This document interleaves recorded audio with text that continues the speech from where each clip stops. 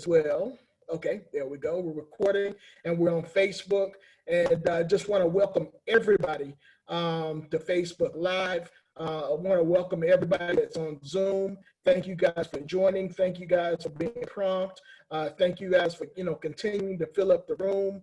Like I said, we're going to be doing the 4 steps to wealth creation.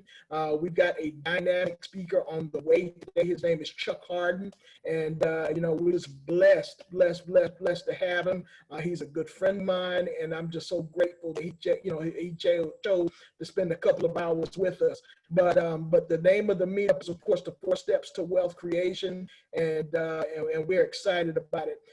Just to kind of give you guys a little bit of background, and let me see if I can share my screen. Am I able to share this screen? And I don't see where I can share that. There it is, right there. Okay, there it is. All right. Let me share this screen. Okay. This is our meetup. Wholesalers, let's talk real estate, the 4 steps to wealth creation. I feel good about this now. Okay, here it is. Okay, so again, my name is Tim Harvey. My partner's name is Will Galloway.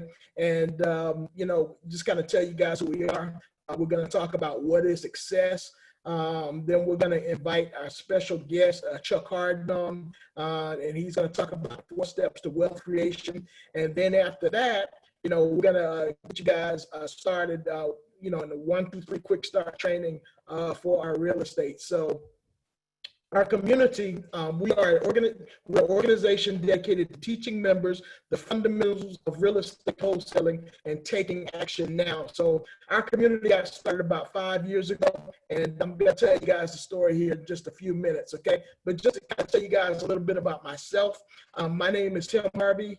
And I started this business, HD Investments, back in 2000. I'm also the co-founder at REI Wholesalers R Us, and my goal is, of course, to push you into your purpose. About 2000, I was a hardworking restaurant manager, working about 80 hours a week. And guys, I was one of those people that was always looking out the window. I was always looking at the door. Always wanted something a little bit different. And just working those 80 hours, I felt like I worked too many hours. And a friend of mine, partner of mine, he also, I had one of those good jobs, managing a restaurant. And a friend of mine came to me. He also had a good job working for a place called Coca-Cola. If you got a job at Coca-Cola down south, then you are good. So working his job, he came to me. He was butt dog tired of his job, and he came to me and said, "Man, I want to get into real estate." And for me, I was like, it was cool. I'm down to do that. So both of us left our jobs shortly thereafter and embarked on real estate. We did our first deal, didn't know what we were doing. We got our butts handed to us on our first deal, but guess what? I found out that this was something that I really, really, really loved. And so got into it, started doing business, did business very, very well. I was a mortgage banker, fixed and flipped houses up until the crash. And how many guys know what happened during the crash? Back around 2007, 2008. I decided at that time to leave the business because guess what? I didn't know anybody that was being successful during the recession. So I decided to leave the business, and I did what most people did. I went back and got a job. Okay, so worked a couple of jobs. Got into a couple of things. Worked a couple of jobs, and next thing you know, it was a couple of years later, and I found myself looking up again. And joined the organization that I joined. I still had a job, but I also joined the organization where network marketing organization, and found a lot of success in that network marketing organization. That's where I met our guest, and just did a lot of things. I really got my mindset up from that organization. So during that time, worked several jobs, worked in a jewelry store, ended up doing corporate sales as well. But while I was in my corporate sales business, I I was one of those people that was inside of a building, inside of a cubicle, that just hated what I was doing. And I was always looking out, always looking outside, wanting to know what those people were doing outside. And so me and another friend of mine, we got together and we started, we just started dreaming, started dreaming about the real estate business again and the bug again. So start to write everything down and, in short order, since we're short on time, start to mindset my way out of that job. And as I mindset my way out of that job, then then I was able to get back into this business full time. So eventually got back into the business full time, got fired, got back into business full time, and I've been in this business since 2011. And right around 2014 is when I met the gentleman that's standing beside me, Will Galloway. That time I actually saw a bandit sign. Bandit signs are those signs that you see out there where people are, people say, we buy houses. He had one of those signs. Uncle Bill buys houses. I called the sign, as I always do, call the sign and say, hey, what house do you have available? Blah, blah, blah. And that's when I, embarked on a friendship with this gentleman. We're friends first and then business partners second. And first, men died, friends and then business partners. And just found out that we had the same ideas, same everything. And I'll let him tell the rest of the story. Well, first off, man, thank you for the kind words, man. Just grateful to be here. Thankful for everybody that jumped on today. God is good, amazing on this amazing Saturday that we get to talk about something that we love to do. So first off, I wanted to give a shout out to God and give all the glory to him. But like Tim mentioned, just to piggyback off his story, we met from a bandit sign. He actually gave me a call. That was actually one of many marketing channels that I started off when I got started in real estate 8 years ago. And I've seen a lot of success with that one marketing channel, and we're going to touch a little bit about that later on in the presentation about some of the things that we're actually doing right now during this pandemic. And with all this going on, people asking, are we still doing real estate? Is real estate still relevant? So we will touch on that toward the end. Right now, we have an amazing meetup that's, we're going to be talking about is the 4 steps of wealth creation. But yeah, my story, real quick. I mean, it's a little bit different. I've been in the business 8 years now. Before I got into business, I basically done had almost every kind of business you could think of. I've had a clothing store, I've had a barbershop, hair salon, and my last business before I started real estate, I was in a nightclub business, had a nightclub in Alabama. Fast forward now, I had to do some of the things that we're going to be talking about today. I had to shift my mindset. And I think, I'm not taking away from all of my years in the past and what I've been through, because it was stepping stones to get to where I am today. But we're going to talk about today the 4 steps of wealth creation, because sometimes I think that we were me 10 years ago where we be trapped and we're not thinking bigger than what we could be and looking at the possibilities, and looking at mindset as a lifestyle, which we're going to talk about today, just taking it to another level. And the glory behind this meetup today and blessing behind this meetup today is a lot of you might be watching, may not be even involved in real estate and might not know nothing about real estate. But this is, this goes for, any industry. It don't matter what type of business you do. It don't even matter if you're just a 9-to-5 worker. I mean, I don't like to, we talk about it all the time. We don't like to just push people to entrepreneurship because everybody's not an entrepreneur. I was listening to on my podcast earlier this morning, I was listening to Gary Vee, and he was just talking about, he just talked so much about happiness over money, and people think wealth and success is because you're an entrepreneur, you're just business owner. But trust and believe, most business owners either fail within the first 5 years, or a lot of them are stressed out, so it does not make you, this big person, or, you're bigger than somebody else, or you're on a whole nother level. That's the easiest thing to do, is to start a business. That's the easiest thing to do. But to elevate that business to the next level, or to get past that first 5 years and still be profiting and still be relevant, that's the challenge. So even if you have a job and you work in a 9 to 5, kudos to you. I just say do whatever you love to do, find whatever your passion is, and go for it. So I'm just grateful that I was able to find real estate, and now I can be on meetups like this, and talk about my journey, and talk about some of the things that's helped me, and my two brothers that's actually going to be on this meetup with me today, Tim and Chip. So we're super excited.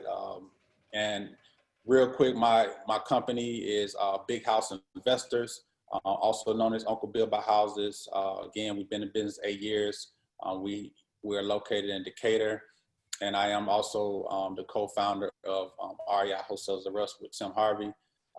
That is actually, like he said, when we came together 5 or 6 years ago, we knew that it was bigger than us. It was bigger than us. And we wanted to create a movement. We wanted to create not only just a real estate movement, but just a life movement, just a movement for people, inspiring and motivating people. I don't think that just because you're in one profession that you can't motivate and push or inspire somebody to do something else. We just want you to reach your full potential and whatever God has in store for you. So when we created Wholesalers of Russ, it was our goal was to build a community, and to build a community to where we can, just give content away in hopes that people will utilize the content for the better of, whatever it is they're doing. And, fast forward 5, 6 years later, we're still doing this.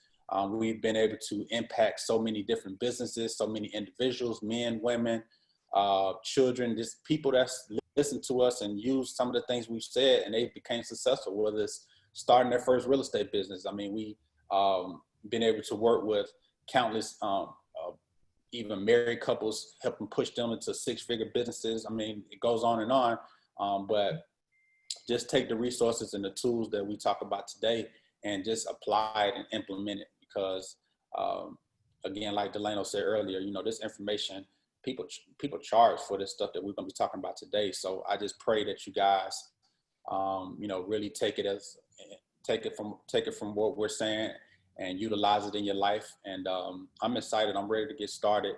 And let's get on to the next one. So yeah, I mean, the next slide, of course, is and listen, I'm excited as well. This thing is about success, and we're just going to kind of define what is success. At the beginning, we're going to define what is success, and success is defined as the accomplishment of an aim or purpose. So, when I look at success, and this is, before we introduce our guest, our guest, we're about to introduce him, but the success is defined as an accomplishment of an aim or purpose. So, what is being successful? Being successful is a continual journey. So, whenever you see somebody, you say that they're a success or, being successful, that is a continual journey. It's not something that's just standing. It's not something that's just there. Wholesalers are us it has to continue to be successful, because we are continuing to aim, we're continuing to move into our purpose. I say all the time, God has pointed me in the direction of my purpose, but I am going in that direction. I'm not firmly planted where I need to be, and God is always pushing us into that direction. So we are all in the pursuit of being successful, always. So it's a moving target, being successful, and we're going to talk to this gentleman who's going to share with us, what that moving target actually looks like, and he's going to actually give us 4 steps. So I'm going to go ahead and introduce him. I'm going to read his bio, but he and partner, did you want to touch on that successful before we? No, I think you did it, bro. You're good. Okay, perfect. So I'm going to go ahead and read his bio, but he's a friend of mine. So, like I said, we're blessed to really, really, really have him, because, charges for this kind of stuff. He charges for his coaching, and to be able to, you know, to have this gentleman here is a true blessing. So Chuck Hardon, Mr. Power Builder, is an entrepreneur, motivator, innovator, consultant, business leadership development specialist. These are just a few of the words that describe Chuck Hardon, the Power Builder. Passionately committed to developing effective teams and business networks while helping individuals tap into their hidden powers, talents, and abilities. And I actually, and just as an aside, I actually was a part of one of those networks, of one of those teams, and actually that network helped me tap into this. And that network actually propelled me into this. A lot of what we're doing here is based off of that network that I was a part of with Mr. Chuck Hardon. So big ups to you. Chuck was born and raised in Atlanta, Georgia. Chuck is the youngest son of Richard and Bertie Hardon. As a young man, he was actively involved in business organizations such as Swaybo, Southwest Atlanta Youth Business Organization, and grew up at home with parents and a strong entrepreneurial background. So he always knew that he wanted to be in business for himself, and early on set on a goal to be a millionaire, not just for the financial benefit, but primarily for the growth process. That's huge. After graduating from Tri-City High School, he received his formal training at Clark Atlanta University, where he received his degree in business. Mr. Hardon is going to add more than 20 years of real education from UHK, the University of Hard Knocks, with professional experiences covering but not limited to telecommunications, real estate investing, information technology, petroleum, energy, and more. Professionally, he is a network marketer and empowerment speaker, focused on helping people to live better lives by building their life by design. He is also a senior sales consultant, working with businesses with helping them to better control and manage their fleets and fuel purchases. He speaks around the country on the topics of networking, personal entrepreneurship, economics, wealth, and leadership. Personally, Chuck and his amazing wife, Kanita, who's a good friend of mine, are raising two bold, brilliant, beautiful, and expensive children, Chase Hamburger and Christia Hardon. Mr. Hardon purposes has been an example and a testimony that God can use anyone for his purpose, and the success is not only his, but he gives all the credit to God. When people see me, I want them to see God within me. I'm here to empower you so that you can empower everything around you. And that's what Chuck Hardon says. So family, let's introduce, and you know, and we call him in our circles, we call him Hollywood Hardon, but also a very, very good friend of mine. And I am grateful to have him in my life. Came into my life about 11 years ago. Wow. And I'm so grateful to have him in my life. And here to share the stage with us, Mr. Hollywood Chuck Hardon. Awesome. What's up, my brother? Man, better than amazing. Can you hear me okay? It sounds like a little echo. Sound like a little echo. Hold on. Let's see if we can clear that up a little bit. I don't know. All right. Turn it down this way. How about now? Can you hear me all right? Oh, yeah, that's good, family. Yeah. Can y'all hear Chuck? Y'all let us know. Give me a thumbs up or something. Let me see. Thumbs up. I can't really see because I'm kind of rolling this PowerPoint, but give him some thumbs up. Let us know that you can see. Awesome. Raise his hand. Okay. All right. Okay, cool. So let's jump right into this, man. Let's go. We talking about the 4 steps to wealth creation. Yes, indeed. Yes, indeed. Now, and before I say anything about myself, man, I got to give it back to him for you, my brother. I mean, you know, I consider you one of my other brothers. You know, I can't believe when you said 11 years. I was like, dang, are we old? That seems so long ago, man. It seemed like it was like a year ago, 2 years ago that we was up on the highway doing business, man. So, you know, so excited about that. Will, thank you so much for having me on, man. And Delano, thank you for hosting everything for us, bro. Thank you for bringing us up, you know, making us look good, keeping everything moving as we work through our technical things, man. So I do appreciate everybody for everything they do, because it does take a team to make anything really, really work. It's never one person, but it does take a team of people. And most people just see the people in the front but it's always some great people behind the scenes just to make us look good, right? So I know, Tim, you over there working the slides. I was like, look at Tim working the slides on the Zoom. Look at him. I'll let you know that's never been my thing. I'm what you call low tech, high check. I like making money, brother. not very good with technology. So let's do this, man. I know you gave me that introduction, man. I do appreciate it, but I love just to give people, because I put together a bio because that's what my industry requires. But when I talk to individuals, when I train individuals, when I coach individuals, I love to come to them from the humble point of I'm not that much different than you. You know, because when you see people that have created a level of success, you want to put them on a pedestal and say that's for them. But understand, we all had to start somewhere. So I started just like you guys. I started, you know, graduating from school. I had big goals, big dreams, but had no clue on how to make it work. Went to college, and when I got to Clark and Lang University, that's my college, right? So I got to Clark and Lang University my freshman year. I said, man, by the time I graduate from this school, I'm going to make $1 million my first year out. I mean, I was always ambitious. I'm going to make $1 million my first year out of school. Now, by the time I barely made it through my freshman year, I was like, 100,000 ain't that bad.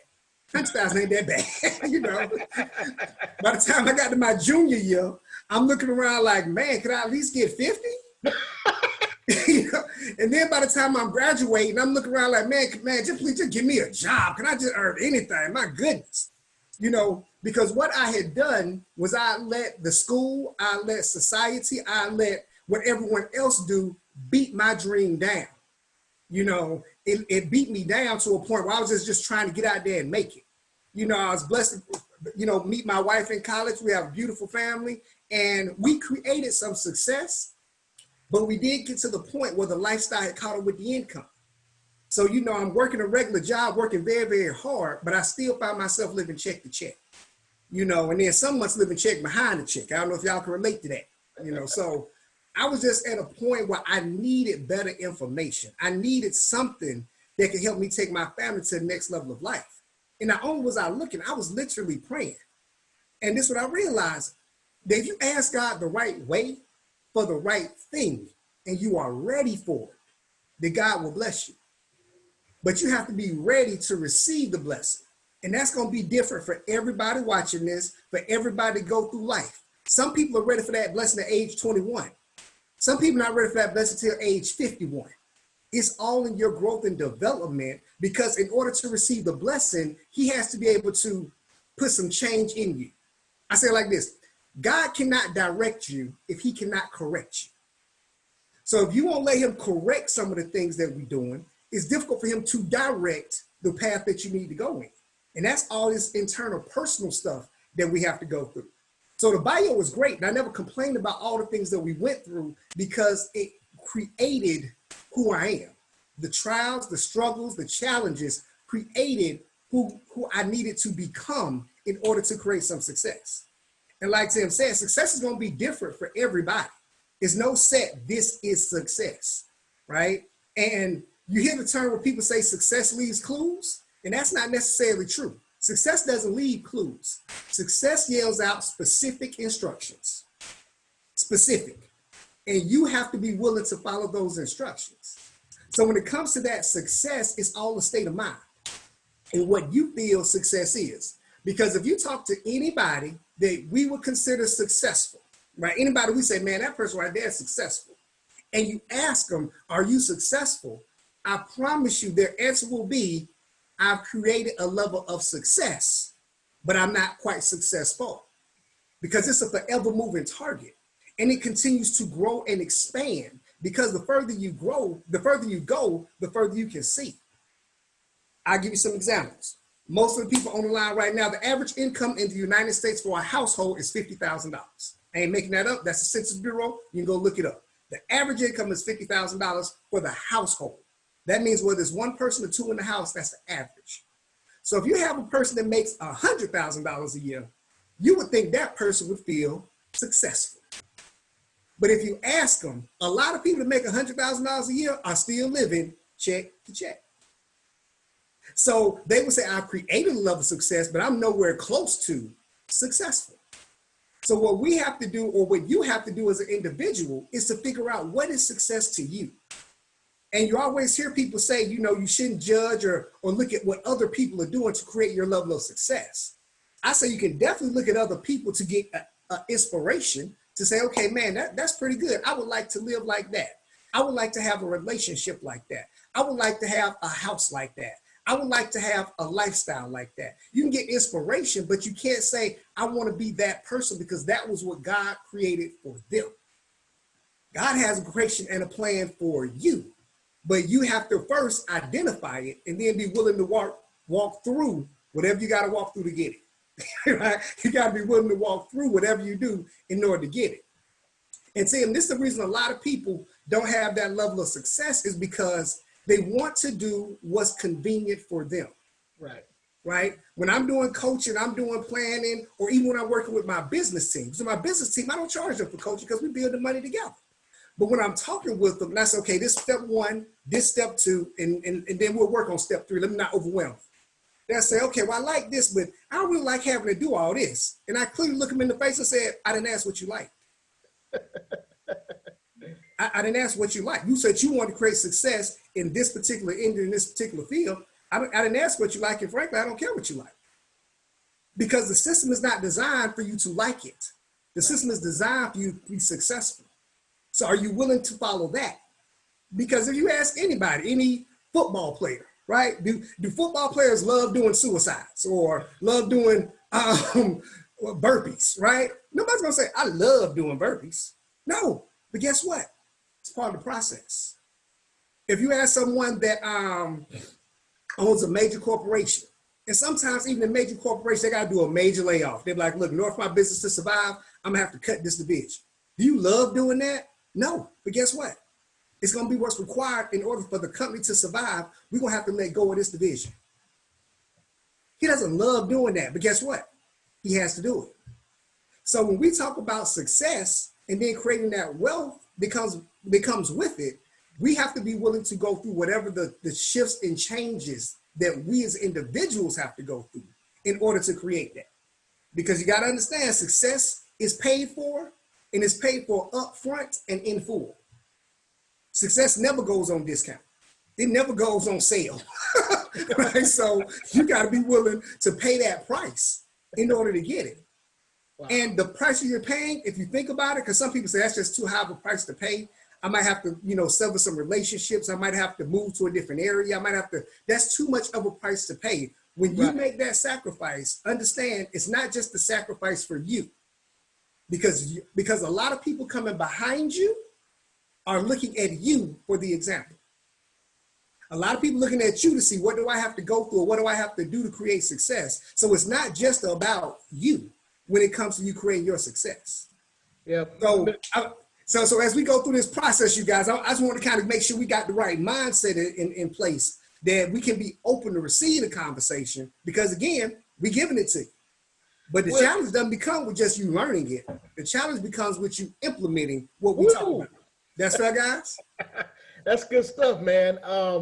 Listen, I just want to ask you really, really quick, and I just want to kind of dig into you a little bit. When you talk about that success, can you expound even further on that state of being successful? Because I think that people get a sense that, once you get to a certain point, it just is what it is. But I heard you say that it's a moving target. When if it's a moving target, does that mean that we have to continually study? Yes, you have to. Evolution continues to happen. You have to continue to evolve. You have to continue to grow. Right? Let's use somebody that we should all be familiar with. Let's take Oprah Winfrey, for example. Yeah. Okay. When Oprah Winfrey finally made it to television, being a Black woman, where she lived, on a major network, not even with her show, but just as a news anchor, people say, God dog, Oprah doing her thing. She is successful. Right. But if she would have stayed right there, she wouldn't have been able to bless all the people that she did. So then she said, well, now I'm going to have my own show. Wow. I'm going to have my own daytime show. And they're like, man, Oprah got her own show. Wow, she is successful. Right. And she could have stayed right there. But she said, now I want to executive produce my own show. Wow. Then they would say, wow, Oprah is the star and the executive producer of her own show. She is successful. And if she would have stayed right there, it would be like, no, now I want to own the studio that I produce my own show.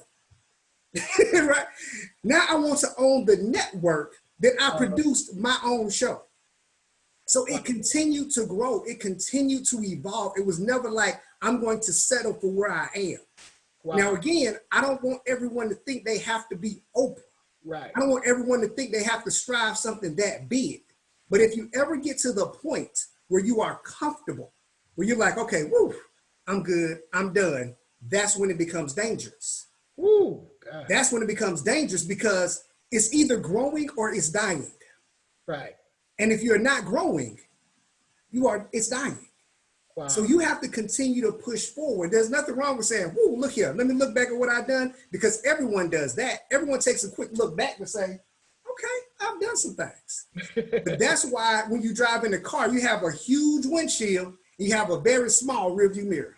Right. It's for you to glance up and keep it moving. Wow, that's good stuff, man. So I guess, like I'm willing to venture that, the state of, being successful is, and we're going to go ahead and jump into these 4 steps because, I think we've clearly defined what success is. Mm-hmm. So in order for me to be successful or wealthy, then I think that first step is the first step is, who are you listening to, right? That's very clear. Well, once you define what success is for you, once you've been able to identify, and that's why I said when we're talking about this subject, it's not just for people that are entrepreneurs. You know what I mean? Like Will said earlier, it's very clear that everyone is not built for entrepreneurship. I'll be 100% clear with that. Everyone's not built for entrepreneurship, but everyone is built for business ownership. 2 different things. Right? Entrepreneurship and business ownership are 2 different things, because there's nothing wrong with having a job. Right. Nothing wrong with that. But there is something wrong with only having a job, because that puts too much control of your life in somebody else's hands. It puts too much control over whether your kids eat in somebody else's hands. Right? Especially with the laws that work within Georgia, and really in about 42 of most states in the United States are called at-will states. Not sure if y'all familiar with that term. It's called you work at will. That means they can fire you at will. And at will means they don't need any reason. They don't need any reason for explaining to you why they tell you to pack your stuff up and dip. Because they can fire you at will. You can say, well, that's not true. I could sue them. You could, but you lose. You say, well, I would just report them to who? Right? To who? So you have to understand that with that type of validity in our kind of economy right now, that you have to have something else growing on the side. I even call it like work insurance. Okay. For example, you have car insurance just in case something happens. You have home insurance just in case something happens. But what if something happens to your job? You don't have job insurance. So you need something on the side just to kind of keep life moving while you find that next move you're going to make to get another job, right? So when it comes to who you're listening to, and once you define what success is, now this is what I tell people. If you want to, you have to make it a steady, right? For example, if you want to be a lawyer, you go to school and you study law. If you want to be an engineer, you go to school and you study engineering. If you want to be a doctor, you go to school and you study medicine. If you want to be successful, you should study success. If you want to be wealthy, you should study wealth. But even the great school I went to, there was not a course called Success 101. They did not have Wealth 503, because I would have took that class twice. Okay. But that doesn't mean the information is not available. That doesn't mean the information is not out there, especially when you have access to the internet right now, you guys. If you can't make a study now, that's just you being lazy. That's just straight laziness right there. So since we have access to the information, you have to program this first. Because this, and it'll get kind of deep, you got to program your conscious mind. You got to feed your conscious mind so it can program your subconscious mind. All right. The conscious mind is what we see. We can touch, feel, right? Just like everything else, we take that information in. Your subconscious mind is something you really can't necessarily control, but you can program, because your subconscious mind actually controls what you physically do. Your subconscious mind is the vibration that brings certain things to you, brings certain people to you. If you ever wonder in your life why you got certain people show up to just drain you, because that's what your subconscious mind is bringing to you. If you got that subconscious thing of why can't I never seem to get to the right position, or when I go apply for that right job, why can't I never seem to get it? Because subconsciously you probably don't think you deserve it. And that's nothing that we can see it from the outside. It's all inside of you. So if those things are happening, why is this deal not closing for me? You know, I done put up 3, 4, 5 deals. It's still not working, because consciously you're going through the actions, but subconsciously you probably think to yourself, well, this one ain't gonna work neither, but I'm gonna do it just because Will told me to, and then we gonna see if it work out, because I told Will this kind of stuff don't work for me, so I'm just gonna do it. I'm gonna turn it in and see what happens. And then it don't go through, like, look, Will, see, I told you it was gonna happen. That's you. That's your expectation that you already set. Winners expect to win, period. I expect to win. I don't care what the score is. I don't care what the game. I expect to win. I don't go into something hoping that it works out. Now, hope is not a plan. Hope is needed, but hope is not a plan. It's an expectation already set. When we get into it, we're going to get into it and make it happen. Not we going to try. No, we're going to do. So even when I have people join my business team, they say, I'm going to give it a try. I say, well, hold on a second. Because you can work with anybody and try it. If you work with me, we're going to do it. Because I'm a doer. And if I'm doing and you try, we're not on the same page. So that vibration going to automatically push you away anyway. So either we're going to do it or you can try it. And I'll let you try it with somebody else on the team. If you work with me, we're going to do it. So I'm going to be sure we're on the same page, right? So it's all that mentality, and that's how you program yourself. So who do you listen to? What are you listening to on a daily and consistent basis? It's not a one-time thing. Because Tim, think about this. Most people listen to the news all day, every day, right? Yeah. They get programmed from the news or they get programmed from social media, right? And it's intentional. They wake up in the morning, the first thing they do, either they cut on the TV so they can hear the news, what's going on in the world, or they pull up their phone and get out social media to see what's going on in the world, right? So they're letting the world program them before they take time to intentionally program them. So you have to make it an intention to listen to something or someone. So just to give you my regimen, so it's like, you know, I don't do this all day. It's about 30 minutes in the morning. I take 10 minutes to study my God, because spirituality is very important to me. I take 10 minutes to study my industry, and I take 10 minutes to study myself or study my mindset. So that's 30 minutes. And then I write it in my journal. Where's my journal? Guys, my journal. This is my journal, okay? So in my journal, because I like to tell people, I don't just talk about it. This is what we do, right? This is my journal. Keep a picture of the family now. If I scroll through this, it is, let's see if y'all can see it. It is, wow, days and days and days and days of me studying, writing, being intentional about me getting better. It's an intentional thing. And just so you don't think this is the first one.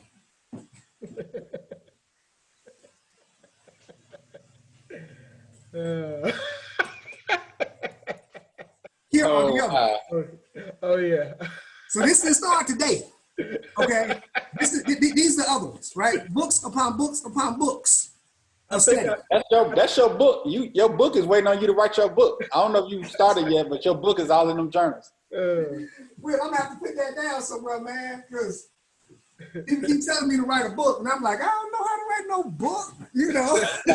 You already got all the content. You just need somebody to put it together. Right.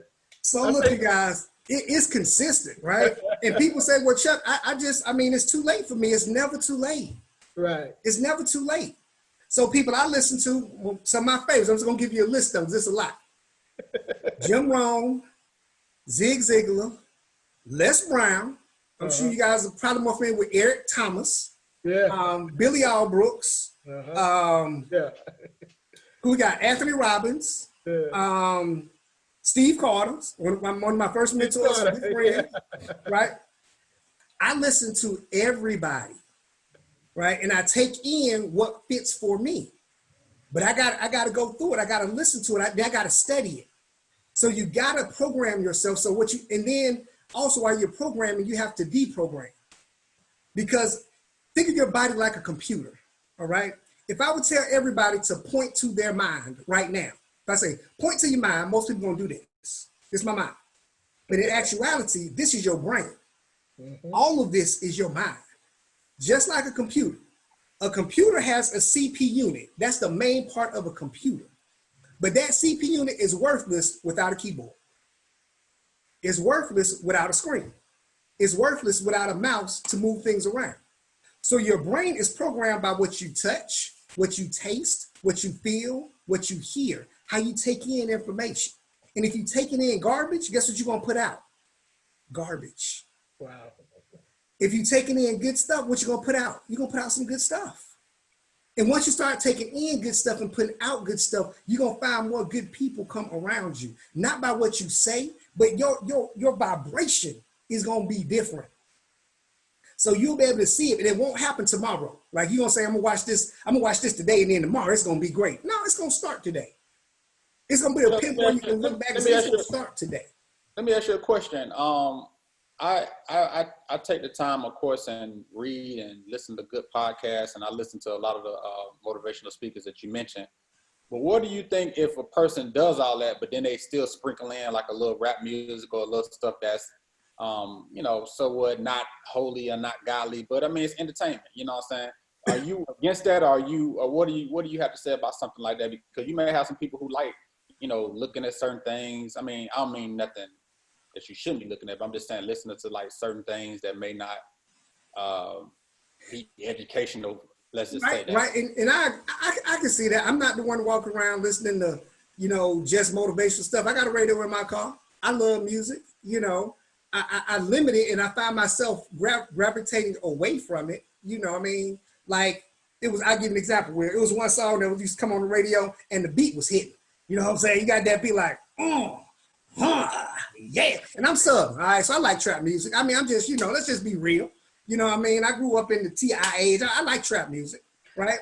But it was this one song, and then the beat was so hitting, I would just ride till I turn it up, and then I caught the hook, right?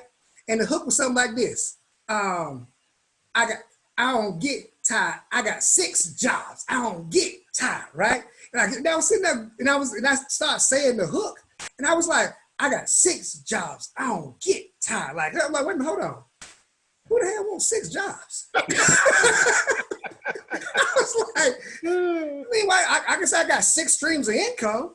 I got 6 jobs. That's the dumbest thing I've ever heard in my life. And I said it when I wasn't listening to the radio, when I was like taking a trash can down the hill or something. And I'm singing a song in my head like, what? So now I feel like, okay, I'm letting that thing program me. I can hear the beat, but I don't need to be just yelling the song out, because again, you program yourself all the time. So you have to be really, really intentional. As a matter of fact, I say if everybody on this line would just stop watching the news for 30 days and see how something that small, stop watching the news for 30 days and see how different you will feel when you wake up in the morning. See how different you'll feel when you go to bed at night, right? When you go to sleep at night, stop going to sleep with the TV on, with the Housewives of Atlanta on.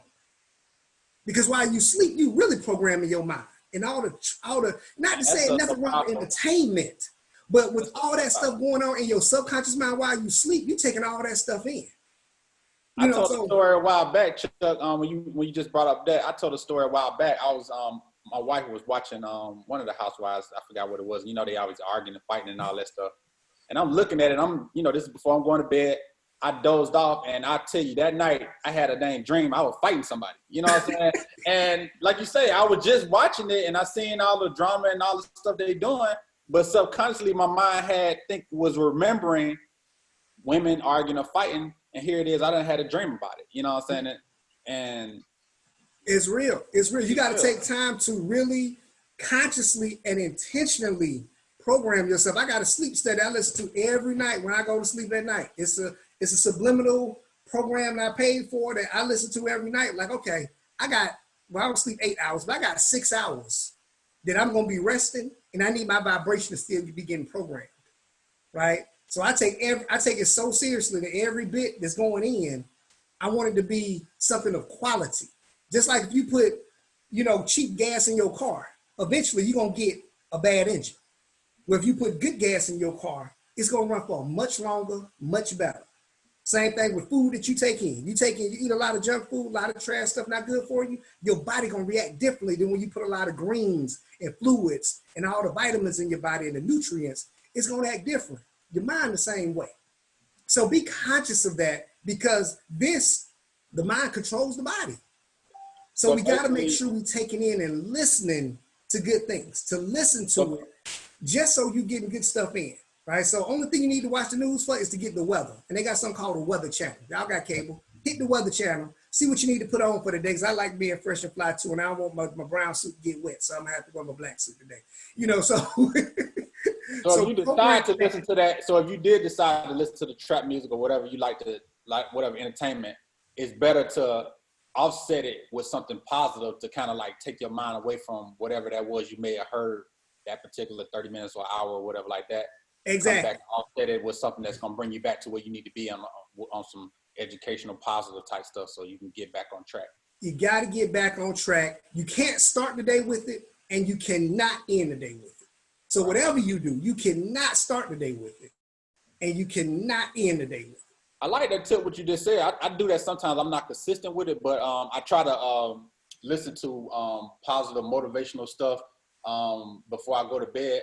And another thing I did was I said all my affirmations and I recorded my affirmations. So before I went to bed, I started listening to my affirmations, and I tried to fall asleep with that recording and, listening to myself, tell myself all my affirmations. So, that's beautiful. That's beautiful. You look in the mirror and you tell yourself, but if you record yourself saying that, and not only just your affirmation, record yourself talking about your goals, and, go to sleep listening to that, and even wake up in the morning listening to it, so like you say, before you go to bed, listen to them. And when you wake up first thing in the morning, of course, I can give gratitude to God, thanking him for waking up, and then listen to that, but I meditate in the morning, but just a mixture of those things before you go to bed and wake up, I think it's good. Affirmations, let me tell you, affirmations is one of the keys to this whole thing. I'm glad you said the affirmations, you got to tell yourself something great all the time, right? I got one of the trainings I have on my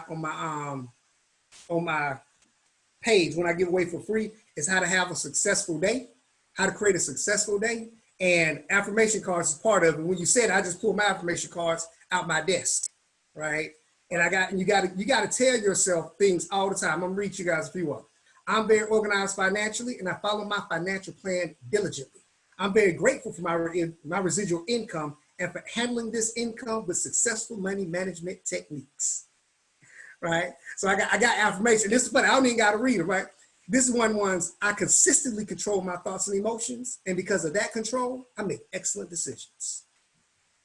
Right? I willingly release the thoughts and things that clutter my mind. I release whoever this person that pissed me off is to their highest good, and I release me to mine.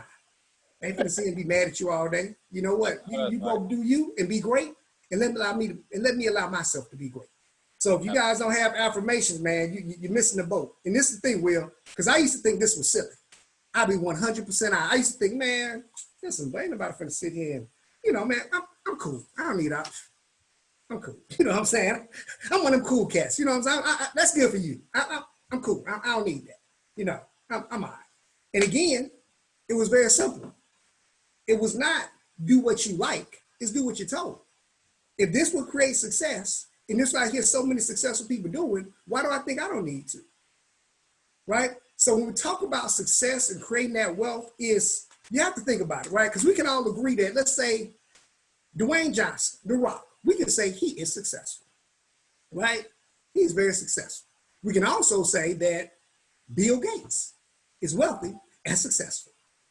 They do not do the exact same thing, but they do the exact same thing. Right? So we gotta follow we got to follow the game plan that's laid out, and be willing to adjust us to that, not the other way around. So programming yourself every single day. And I say, listen to a lot of people and see who you like. You know what I mean? See what resonates with you. And a lot of people say, well, when I'm driving, I just listen to spiritual music. I just do the spiritual thing and just get enlightened by ain't nothing wrong with that. Ain't nothing wrong with that. You got to have your spiritual thing going. But that doesn't necessarily program you for success. Right. We have to have something that we can implement in this day and time right now. And there's too many people that talk about it and teach it, not to be able to key in on something or someone.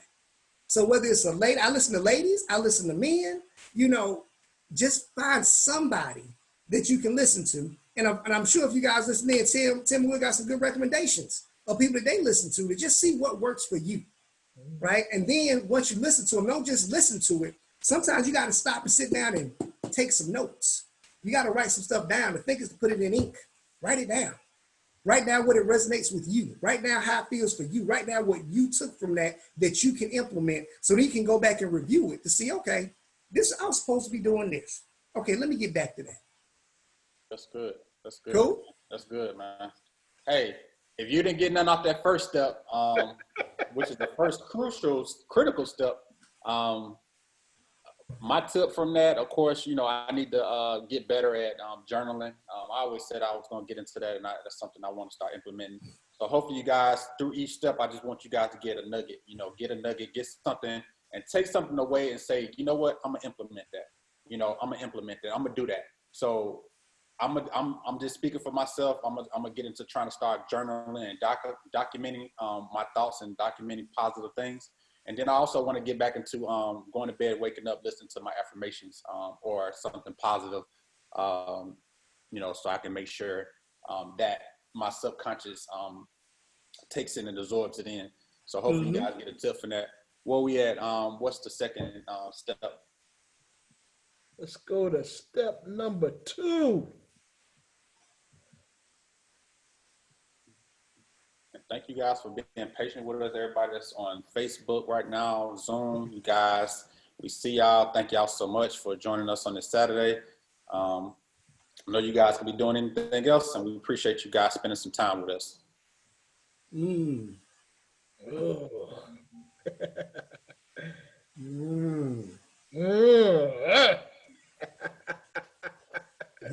This one here, let me tell you. This is the biggest challenge, especially since we grown. Especially since this was my biggest challenge. I'm not saying transparent again.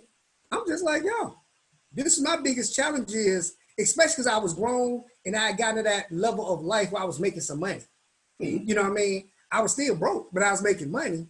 It's when you have a little bit of that, a little success in whatever field or career you're in, it's very difficult or challenging to be willing to start over at the beginning in something new. You want to say if you have earned your position up to a, manager or director with your company, and then you say, now I'm getting to real estate, you want to start at the manager or director level. Well, guess what? You're a rookie. You got to go back to the beginning. And that's very challenging for a lot of people to be willing to be coachable. To be willing to let someone else tell them, no, that's not how we do it. Because in your mind, you have a concept of what you think, how you think it's supposed to work. No matter what kind of thing you're trying. And again, it's not that it's difficult. It's not even hard. It's just new. Anything you do new is going to be somewhat challenging because you're just not used to the repetition. But if you take that same mentality that you took, let's say, to your job, because at your job, when you walked in day one, you didn't know what to do. You didn't know where anything was. You didn't know how the system worked. You allowed them to teach you how to do it. And because it was your job, you did it exactly the way they said. Because it was your job, you didn't try to deviate and come up with your ideas on how to make it better. You can't improve a system until you learn a system. So until you learn how it's supposed to work, it's difficult for you to come in and say, yeah, let me show you how I can make this better. You don't even know how this works, right? I'm just showed you step one. of this process. And step 2, you hadn't even learned step 3, 4, 5, and you don't know how it impacts step 6 because you're trying to change step 2. There's a system laid out for how this works, and at your job, you're forced to do it that way. When it comes to entrepreneurship, when it comes to business ownership, when it comes to just going to another level, you're going to have to be willing to follow the steps that's already in place. When I'm coaching my business team and people come in, I love the excitement and energy and willingness to stretch and grow. But I was like, you can't go from 1st grade to 5th grade because there's no way you can learn how to multiply if you hadn't first learned how to add. So let's learn how to add first, and let's get very proficient in adding. Then I'm gonna start teaching you how to multiply. And you sure can't go from adding to to algebra, right? Because if you can't multiply, you can't do algebra. So stop trying to leap and go to bounds because you're trying to accomplish somebody's success that they might have taken, 4 years to do, 5 years to do. You trying to do it in a year. You're trying to be at their level in a year. And because they're coaching and teaching you, they can accelerate the process. Wow. But you can't jump it. You still have to go through it. You can accelerate how fast you go through it, but you still have to go through it, especially if they coaching and teaching you. Let them coach and teach you. So that way, I tell people it's like when, back in the Karate Kid day, right? I'm gonna go old school Karate Kid, right? You got Mr. Miyagi and you got Daniel-san. You got Mr. Miyagi and you got Daniel-san. And Mr. Miyagi was like, wax the car. And they said, okay, I'm gonna wax the car, right? Oh, for y'all who aren't familiar with that, because I am a little older, for y'all who are not familiar with that, in Karate Kid, the objective was a karate master was trying to teach a young guy how to become a black belt in like 3 months. That study normally takes at least 3 years. Right. But he had to prepare this little kid in I don't even think it was 3 months. It might have been 6 weeks. It was a short time frame. He had to compete with other black belts that's been training for 5 or 6 years. And he had to compete with them. So Mr. Miyagi was like, okay, look here. I'm going to teach you this, but you got to do it my way. And his way was having him do things that you normally do. So one of the things he had to do was wax the car. He had a whole lot of cars he had to go wax. So he was showing them wax the car, and you wax it like this. Wax on, wax off. Wax on, wax off. Dan was like, okay. And he started doing it his way. He was like, no. Wax on, wax off. Do it my way, right? And he did it that way, and he got the motions down. Wax on, wax off. Then he had to go paint the fence. Paint the fence up, paint the fence down. You go up, you go down. And Daddy was like, why I get the rolling? Just no. I need you to do it like this. You go up and you go down. And you got to paint this whole fence, right? After about 2 days, Daniel-san was like, man, look, I'm sick of this. I ain't learned no karate. We had a deal. I do your work. You teach me karate. And he was like, okay, hold on. Let me just show you something right here. He said, show me wax on, wax off. He was like, man, wax on, wax off. He's like, no, show me just like I showed you. Then he said, wax on, wax off. Then he started throwing punches. And then it was like, wax on, wax off. Hold on, wax on, wax off. But it took a few days for him to realize, hold on, he's teaching me some good stuff right here. I know how to now defend myself. But if I got to stop and explain every single reason why I'm asking you to do it every single way, now we're going to the 3-year situation. So be willing to be Daniel-san. Be willing just to sit with someone and let them coach you, let them teach you, right? Let them work with you on, wax off. Like that's the best example that we got because again, we want to help you accelerate that process, but you still have to go through the process. That's really how it works. So that coachable and teachable moment is just being able to sit back and say, okay, because I promise you, I had a problem with this. Where I wasn't creating that level of success because I wanted to do it my way. I wanted to hop from 1st grade to 5th grade, and it didn't work at all. And sometimes you have to have people to be very frank and candid with you that you're not going to like it. That's what you're not going to like it. You're going to, I'll give you another quick story, right? My mentor's name's Steve Carter. Man, I'm still good friends right now to this day. I joined the business team and I was trying to, okay, man, let's make some money. Let's go. I'm going to do what y'all do. You're a baller. Let's go. And he was working with a group of us, right? And he said this. He said, Chuck, I need you to do me a favor. This is what we're going to do. Step 1 for it wasn't just me. It's like 5 of us on there. He said, I want you to get on all your services and I need you to call me back. right? So that's step one. Get on all your services, then call me back. So what did I do? I got on a few, and then I called him back.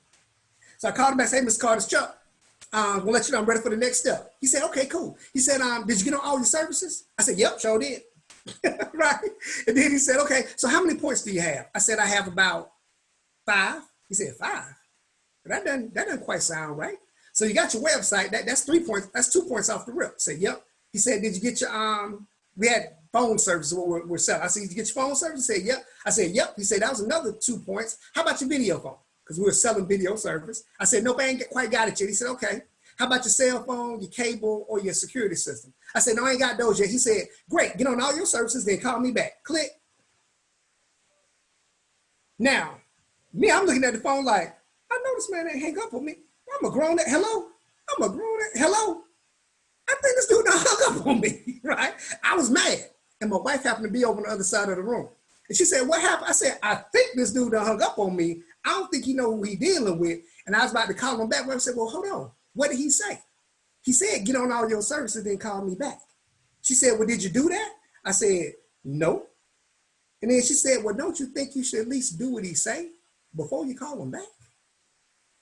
He a millionaire. You not. Now, it does take sometimes your wife or your significant other to kind of humble you a little bit, but that was a humbling moment because I didn't do what he said to do. So that's a lesson I learned, that he was non-negotiable about working his process. I wasn't going to rush him, and he wasn't going to allow it. So if you're working with someone and they trying to help you, and you hadn't done step 1 and step 2, and you think they tripping, you might want to check yourself to see if you tripping. Because again, after I got further down the road, I see why he did it that way. And I got so many stories of little simple things like that, that I just had to just sit back and check. You know, the second thing he said was make a list of everybody you know. He said, make a list and email it over to me. I mean, we couldn't email back then. It was like, he said, fax it over to me. We could email, but email wasn't that big. He said, fax it over to me. Make a list, fax it to me. I called him back like 30 days later. And I called back, Miss Carl, look, man, I'm going through all this. I don't know if this for me or not. You know, I mean, I'm doing this, I'm doing this, I'm doing a whole lot of this. He said, Chuck, can I be frank with you? I said, sure. He said, I ain't tell you to do none of that shit. And he said it just like that. He's like, I told you to make a list, and I told you to fax it over to me. Well, hold on, just so let me go walk to my office. Let me see if he faxed it to me already. Now he being funny, right? Now he said, let me go walk to my office. Let me check my fax. Oh, there's a fax right here. Is this you, Chuck? Is this you? Hold on. No, those zip codes 312. That's Chicago. That's 312. Are your people in Chicago? And I know he being funny now. And I was mad. I was mad, man. I was like, see, that little light-skinned dude, he'll just, you know, he funny acting, right? So what I did that night was I did exactly what he said. I made a list of everybody I know, and I faxed it to him. It was about 2 o'clock in the morning, and I faxed it over. I was about to leave my office. My phone rung. He said, hey, Chuck, I got your list. You want to go through it? I said, I'm up now, sure. Right, went through the list. He said, these people I want you to call, this people I want you to say this to, these people right here we're going to call together, and then we're going to talk on, today's Tuesday, let's talk on Thursday. The next week, I got a check. I ain't made no money that company at all. The next week, I got a check. I said, man, I'm finna do everything you say from this point forward. I'm gonna do everything you say from this point forward. I promise you. And my business went from here to here. Coachability. Yeah. Everybody got to get taught sometime. Nobody start off at the top. So and you determine that. You determine how coachable you can be. You determine how teachable you are. That's all you. Why do you think, Chuck, why do you think it's like that? Like I like what you said a little bit earlier. You said that when you go on a job, you know, like you're willing to learn and you're willing to also change and do whatever it is you have to do. But then when it comes to business, you all of a sudden know everything to do on your own. Can you expound into that? I still think it's part of that mentality we've been taught through the system we're in. Mm-hmm. Our system through grade school all the way up through college and graduating, we're taught that system and we're programmed for that. And I guess as we're stepping out into entrepreneurship, sometimes we're stepping out for that freedom. We're stepping out for that. I'm tired of people telling me what to do. Okay. I want to do it my way. So we're tired of that. So they come in with a rebellious mindset of, wow. I'm going to get out here and I'm going to I'm sick of them telling me what to do. I'm sick of them being in charge. But once again, you don't know how to create success over here yet. So it's not that we're trying to tell you what to do. We're trying to help you not fail. Well, we're trying to help you avoid some of the pitfalls. You will fail. That's part of the process. Failing is part of the process, right? But failing is not final, right? But that's part of the process to success. So you will fail, but we're trying to help you avoid some of the pitfalls that we know that we already hit. So as we're guiding you through, like, no, don't do that. I know you think that's a good idea based on your knowledge. That's not a good idea, okay? So don't do that. And then what I tell people is, okay, go ahead and do that, but I'm not gonna do that with you. I'm gonna let you do your thing. And then when you're ready to come back to work it our way, you come back and work it our system. Wow. And it also depends on the kind of business, right? So for example, if you buy a McDonald's franchise, we can agree that McDonald's makes money, right? You're gonna pay $1.2 million minimum to buy McDonald's. But you're not buying a McDonald's so you can sell burgers and fries. You're buying a McDonald's for the McDonald's system. You trust their system will work, right? And the system is in place no matter where you go, whether you in Brooklyn or whether you in New York, you're gonna get 2 all beef patties, and you buy a Big Mac, you get 2 all beef patties, special sauce, lettuce, cheese, pickles, onions on a sesame seed bun. That's a Big Mac, right? But they don't make it that way because that's the best tasting burger. They make it that way so that the person that sells the burger makes money if they sell it that way. Wow. It's a system to it. And the thing with McDonald's is if they show up and you have changed any part of their system, they will take your McDonald's because they can't allow you to mess up their brand. So again, you're forced contractually by almost every franchise to run it their way. So when the smaller entrepreneurship, when it comes to what things that we do in network marketing and real estate and different coaches things, we don't have that level of strictness to it. Mm-hmm. But again, we're being strict because we want you to be successful. McDonald's is that strict because they want you to be successful. I'm somewhat that strict because I want you to be successful. I can't have you join my business team, work with me and say, yeah, I work with Chuck and did that thing. Them things don't work. No, you didn't work with me and it didn't work. You did it your way and it didn't work, but you can't say you partnered with me, worked with me, and worked my system and it didn't work. It's so about that's my reputation. You see what I mean? Yeah. It is. So, that's why me and Tim still connected. It's the reputation. Look, I'm gonna do what I say. I'm gonna fulfill what we said we're gonna do. We're gonna partner up and make it happen. It ain't gonna be easy, but we're gonna link up and do it together. My reputation is too important for that. That's why people got to pay for my coaching, and they pay a lot. That's why people got when they join a business team. Either work if we got a time to talk. And we don't talk at that time, guess what? I'm sorry I'm a few minutes late. I know it's all good. I'm on the phone with somebody else. And I'm going to have to call you late. We got to reschedule. We cannot allow people to make our brands look bad because they don't want to follow the system. Right. That's not fair for us, right? So if people join y'all's team and following y'all's system, when they try to cut corners, when they don't go through the contracts, when they don't connect with the right people, when they forget the facts over the information, they forget get the evaluations done on the property, and they want to come back and say, well, it didn't work. Well, what? Hold on. This is laid out step by step. Which part didn't you do? Like, I can't see why you said, what part did you do this? Let's check it out. Did you do this? Okay. Did you do this? Okay. Did you turn this in? You got 3 days to turn that. Did you turn that in? Well, I think I did. Now, that might be a problem. You think you did or you did. That's a problem, right? And people, they coming in thinking I can just do it my way. So that mindset has to be willing to let someone coach them. And then once they get it, do your thing. Once you learn it, do your thing. If you want to change it, do your thing. But learn it first. Then come in and try to. You got to trust the process, especially a process that's already proven. You know, once you got something that's already proven, you got to trust it, and you got to just go with it. You know, you got to trust it. Like you brought up about McDonald's. Why would I start a McDonald's franchise and say, you know what, I made the best burgers ever. I'm a sprinkle in my burger, and maybe people will start liking my burger.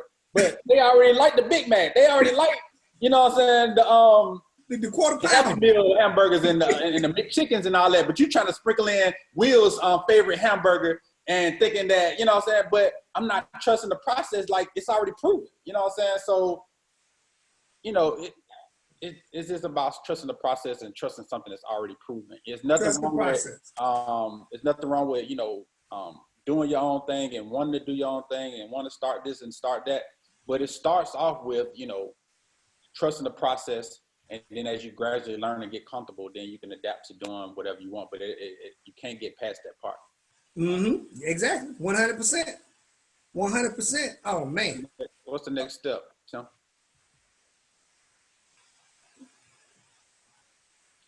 So we're talking about this. That's balance skill. Step 3. Step 3. We talk about this all the time. They should be tired of us. This is, and this is the thing when it comes to, because we always talk about the mind. The mind controls the body. And I got to tell people that action is required for success, right? Action is required for the blessing. Action is required for anything of moving forward. You got to have some type of action. And people, a lot of times, get stuck in the studying phase. I'm gonna keep studying this stuff. I'm gonna keep studying it. And they never make a move, never make a call, never try to set a deal because they still trying to study it. They want to be 100% perfect. In businessship and entrepreneurship, it's a earn as you learn process. You learn and earn at the exact same time. You will no matter how much you studying, you will make a mistake. That's how life works. You'll never be perfect. You gotta eventually take action on what you study. And then you have to have that reason to push you out of that comfort zone, right? So somebody might even sign up for, try to learn how to start to flip the properties, and they'll get in, so okay, I'm gonna study it, I'm gonna listen to this, I'm gonna watch this, I'm gonna do this. You want me to review someone else's property they flipped last week? Okay, let me see how they did it, let me do it. But they'll never make a move. But you know what? They feel good because they at least made the phone. They at least, made the phone call to join, or they at least got on the webinar, right? This alone gives them some type of feeling of success or that they made some progression. And it is, but it's just one step. See, when people say, I'm just going to, I'm praying about it, I'm going to let God order my steps, I'm going to let him, I'm like, well, this is the thing. You got to take a step. See, God doesn't work for you. God works through you. Right. And if you're not moving, it's very difficult for him to order anything or move anything to you. So you got to move in spite of fear, in spite of knowledge, in spite of, I always tell people ignorance on fire is better than ice on nothing. Right. Just set yourself on fire, watch, and people will come watch you burn. So the balance is you got to put in the work. Mm-hmm. You got to put it in. You can program all day. You can continue to program, but you got to start moving. I've started pushing more towards action than anything else. Mm-hmm. At least if you act and you get it wrong and you mess up, you learn something. I learned that don't work. Right? You know what? At least I learned something. So we have to get rid of the mindset that failure is a bad thing. We're programmed that from first grade all the way through college. That failure is bad.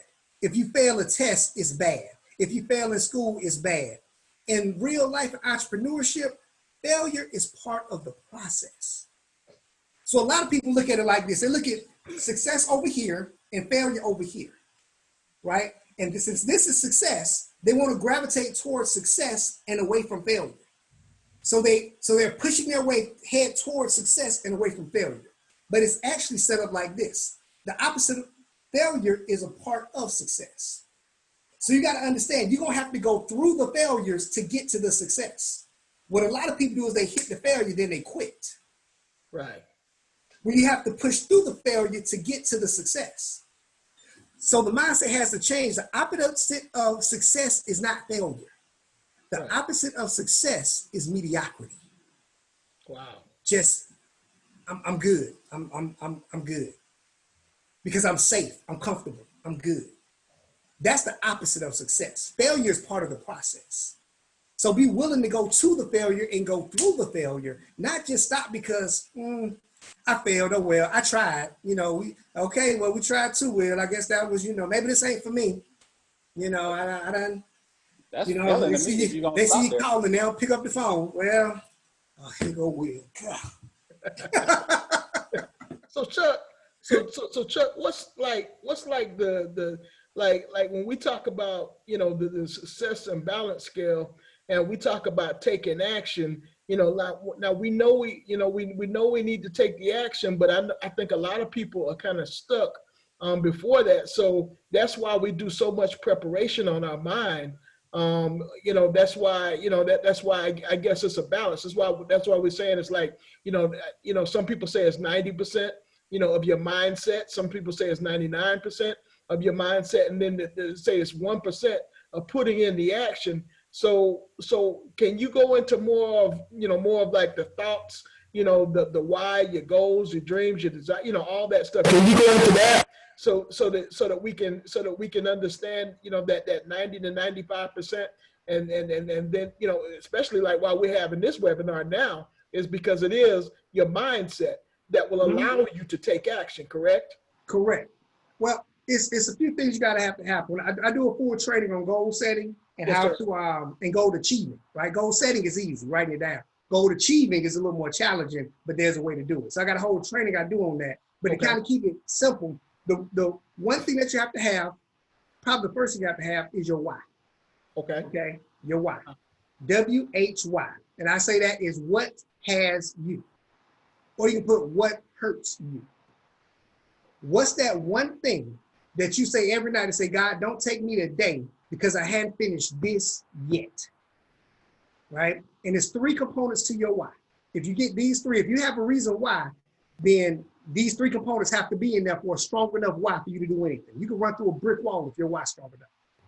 1, it has to be emotional. I'm gonna speak them first, I'm gonna break them down. 1, it has to be emotional. 2, your why has to be bigger than you. And 3, you gotta write it down. You gotta write it down. To think is to put it in ink, write it down. So 1, it has to be emotional. Meaning, once you decide to do something different, the world has not stopped. All the things that you are already doing has not stopped. All that stuff is still going on, and now you're trying to add something else. And in your mind, you're thinking, well, I'm already busy. You are, probably. And you might be busy being broke, but you're probably busy. You might be busy doing nothing, but you're probably busy. And in your mind, that's legitimate stuff that you're doing. I gotta watch Black that you come on at 8. They already rich. DVR it. You know what I'm saying? Like at 8, that's money making time, right? So your why has to be that thing that's gonna get you off the couch and make you move when you don't want to. Your why has to be that thing that regardless of how bad of a day I had at work, I'm still gonna have to get in here and make these calls or do these things for my business.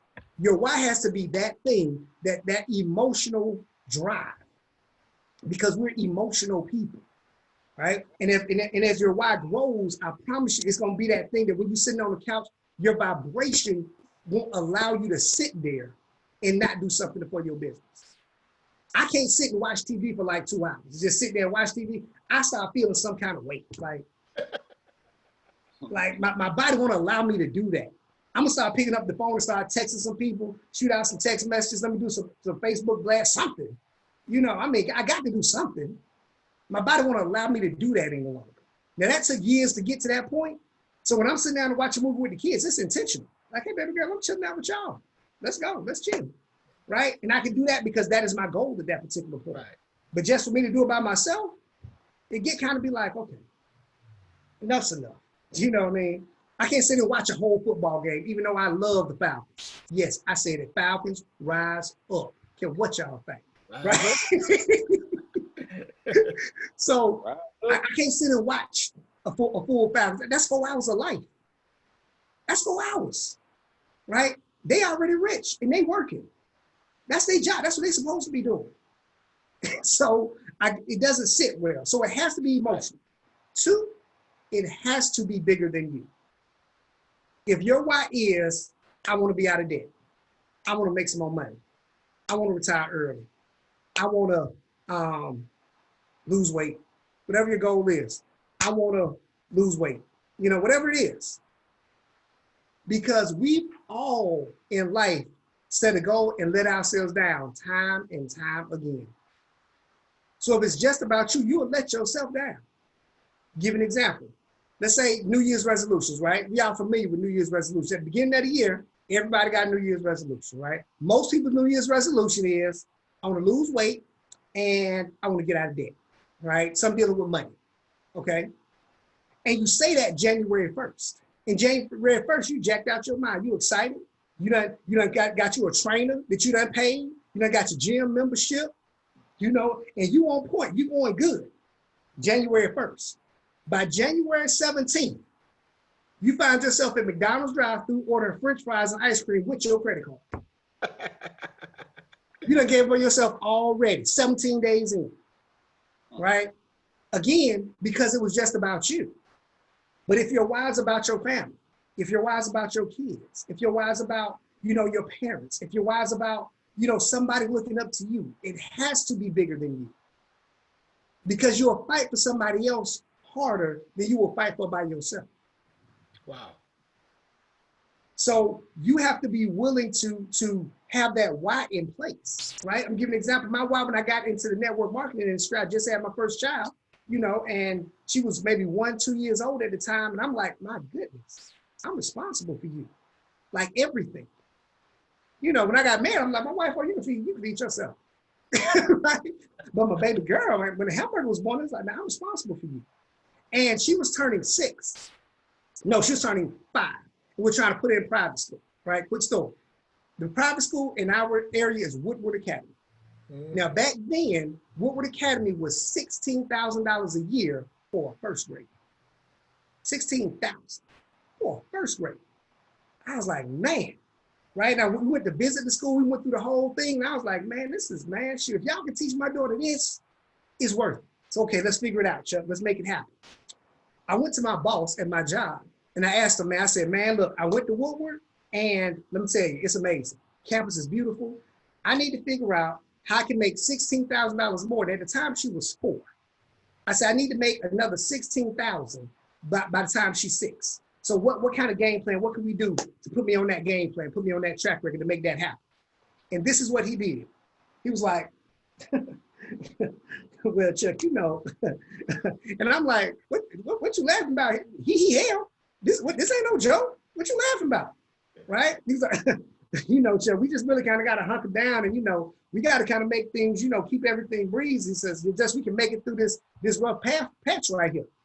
Now, at the time at this company, I'm your number one dude. I bring in more money than anybody else in this department. I'm your number one dude. And this is what pissed me off about it. Because I say, okay, maybe you're not understanding my question.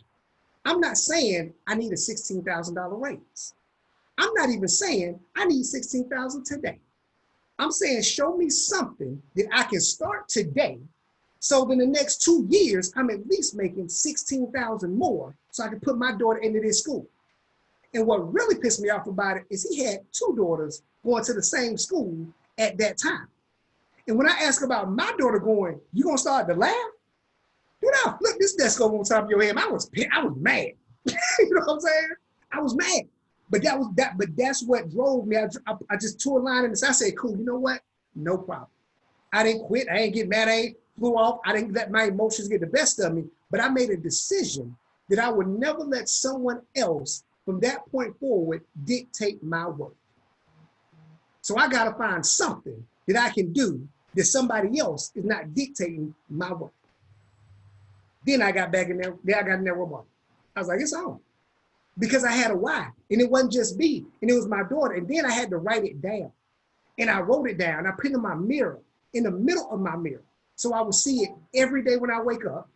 So when I'm brushing my teeth that night, I say, what did I do to get to my why? Or when I'm waking up in the morning, what do I have to do today so I can make this happen? That's a why. That's gonna keep you moving. If you don't have that, it might be the reason why you're sitting still. So identify that why, identify that thing. Because I'm gonna let you know, I promise you, I want to flip that desk over on that man's head. I was like, dude, I know you ain't laughing because I said, I want my daughter to go, and you got 2 kids in that school right now?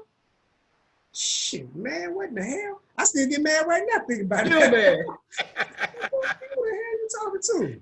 Still mad about hamburger. So, you know, so it took a while, but she eventually went there. We put her in. She went there for 4 years. Now, of course, now she ain't in now because it was like, okay, this isn't worth it. And of course, they went up. They're like 30 grand now. We put her in, it was 24,000 a year. And that was 6th grade, 6th grade through 5th grade through 8th grade. Like, man, we still got to pay for college. Okay. So just know that why is that emotional thing that's going to push you, that's going to drive you, that's going to make you step outside to take action, right? You got to have a why. Then it has to be a balance of the two. Once you make that decision, you got to go. So example, I'm gonna help somebody with their why. If your why is to lose weight, right? I want to lose weight so I can fit in these jeans. That's about you. I want to lose weight so that I can look better. That's about you. I want to lose weight so I can attract a man. That's about you. If you say, I want to lose weight so that I can be here for my kids and my grandkids. Now it's a health thing. So now it's not about you. When I start getting into the gym and really start working out, y'all can't tell, but I'm kind of swole, right? And I started really working out. It wasn't about me. I wanted to be here so that I could walk my daughter down the aisle. I want to be here because I got 2 daughters and I don't have a son. If they have a son, I want to be able to play and run with my grandson and go to his football games and be that active granddaddy that can be out there playing with him and not the one that's just sitting on the side waving saying, hey. That's a different kind of why. So when I have to wake up and go to the gym in the morning, it's not just because I want to be fit. I wake up and I go to the gym because I don't want no other man walking my daughter down the aisle. It's a different motivation for it. So you got to find that why that's going to motivate you. I hope that helps somebody. And make sure it's purposeful for other people and not just yourself. So that's what I got out of that. That was a good one. We finna transition over to the 4th step. I know we getting ready to wind it on down, man. It's been so good so far. I mean, man, I hope you guys have really been taking notes because it's really some good stuff that'll really help take you to the next level. So conscious incompetence, complete competence and complete. And your lack of proficiency, competence, performing a skill becomes automatic. Conscious incompetence, you are aware of the skill but not yet proficient. Then conscious competence, you are able to use the skill but only with effort. So let's touch a little bit on this unconscious incompetence. You know, that really falls back on a lot of what we talked about with coachability. So that's good that we finish it with this one because it goes back to, you know, it's a scary place when you think you know, but you really don't know, but you think you know, right? Mm-hmm. It's okay when you don't know and you don't know. That's quite all right, right? People use the word ignorance as though it's a bad thing. Ignorance means just lack of knowledge. It's not a bad thing because you can learn the knowledge or the skill. So unconscious competence is where you showing up like, hey man, I don't know nothing. Let's talk. Hey, I don't know, I'm open. I don't know nothing. Let's talk about it. Show me, teach me, right? That's a good place to be, right? Then when you have unconscious competence, that means you learned it and you start to perform that skill. Because most things in entrepreneurship does not require talent. Right. That's what I love about my industry. That's what I love about what I do. It's not about talent. It is about a skill. And what everyone should feel comfortable about with it being about a skill is something that can be developed. It can grow. You can learn it, right? Anyone that's wonderful or good at anything, it's the work ethic put behind developing the skill. You have a lot of talented people, right? And I just use sports for an example because that's what we can see, right? You have a lot of talented people, but they didn't have the work ethic to develop into a skill. You got to take that talent and develop into a skill. When people talk about, you know, the late great Kobe Bryant, you know, God rest him, one of the greatest players ever, you know, and I didn't even like Kobe for a long time. I'm an MJ, you know, era. You know what I'm saying? MJ, the best ever era. But when I learned about Kobe, because he had all the videos, I was able to kind of study him. I studied and I saw his work ethic. And I saw him wanting to develop the skill. And he said it wasn't just about I'm just all this talented or my genetics are all that great. It's the fact that I work harder than everybody else. And I developed the skill. I said, look, I'm gonna get this one skill down. I'm gonna figure out how to score. I'm this one skill. One of the trainings that when MJ was doing his training, he would always say, I make 300 free throws every day. I make 300 free throws every day. And I was speaking to a basketball team once, just going to, doing, they brought me in to speak to them. And I said, if you were disciplined enough to do that one thing, to make 300 free throws every day, you might not go to the NBA, but I promise you get a scholarship to college. I promise you would. Because the art of making 300 free throws, he didn't say I shot 300, because he didn't hit every one. He said I made 300. So he had to shoot about 400 or 500. And that's the most boring part of the game, is shooting them, making free throws. But that's the most important part of the game because they call free throws, right? So that discipline of just being able to sit there and just make the shots, being disciplined enough to say, okay, well, I shot 300. That might be good for the day. No, I got to hit 300. And that's just one part of his workout. That's just one part of it. If you disciplined enough to do that skill, right? Anyone can be skillful. So it's just a continuance of doing it. Not one time it didn't work, not two times. It's continuing, because the skill will develop. So you go from unconscious competence to conscious competence, meaning at least I know this. I know, and it becomes so part of conscious, it's become where it's part of what you do. It becomes part of your lifestyle. Because this is just what I do. But this conversation is not necessarily anything. I don't have any notes. I don't have anything written out. This is what I do. This is how I live. This is talking about how we live.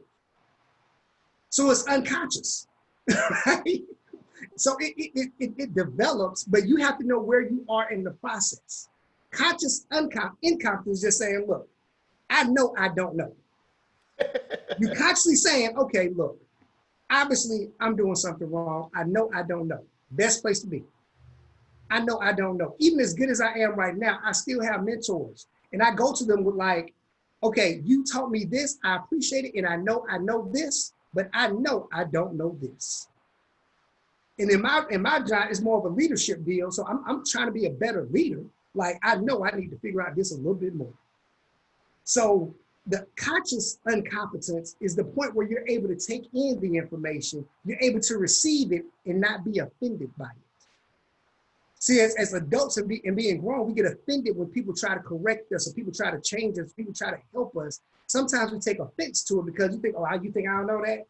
You think I don't know that? No, I don't. I don't think you know that. And you get offended by it, right? It's not to offend. It's to say that we can address it. Now we can correct it. And then the last, you got conscious competence. Now you know that you know. And you can deliver on what you know. You can deliver on that skill. Now people come to you. Now things are being drawn to you. Now people can confidently refer you because you're consciously competent. You know, and they know you know. You have a glow about you that's like, okay, people don't even have to know you. And they can see you walk into a room like, man, I don't know who he is or what he does, but I think I want to do what he do. that's that glow or that vibration I promise you it'll happen. It won't happen today. It won't happen next week. But as you develop and as you grow, and it'll happen to a point where you don't gotta brag or be braggadocious about it or say it. They see it, they can feel it. When they say hello, when they greet you, right? I met 2 or 3 people. I said, I got on the phone with them on the web and I was like, man, Mr. Hardon, I met you, 2 years ago. You were speaking at this thing, man. I knew some kind of way I was going to do business with you. And they got connected through another business partner some kind of way. I said, man, I'm glad we get connected. And I'm glad I had that effect on you so that now we can build business together. He's one of the most coachable people on the team right now, killing it right now. I'm like, boy, you're doing it. Because he coming in saying, I know I don't know. I trust that you do. And I'm going to listen to what you say.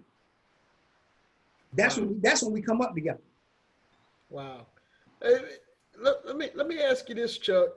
You know, like going through these stages, and the reason that this is very important is because some of us can come into this thing, you know, like anything that we're coming into. Sometimes we come into it thinking that, like you said, like we already know. You know what I'm saying? Like, and that we don't, you know, we don't need this and we don't need that. And I like what you said earlier. You were talking specifically about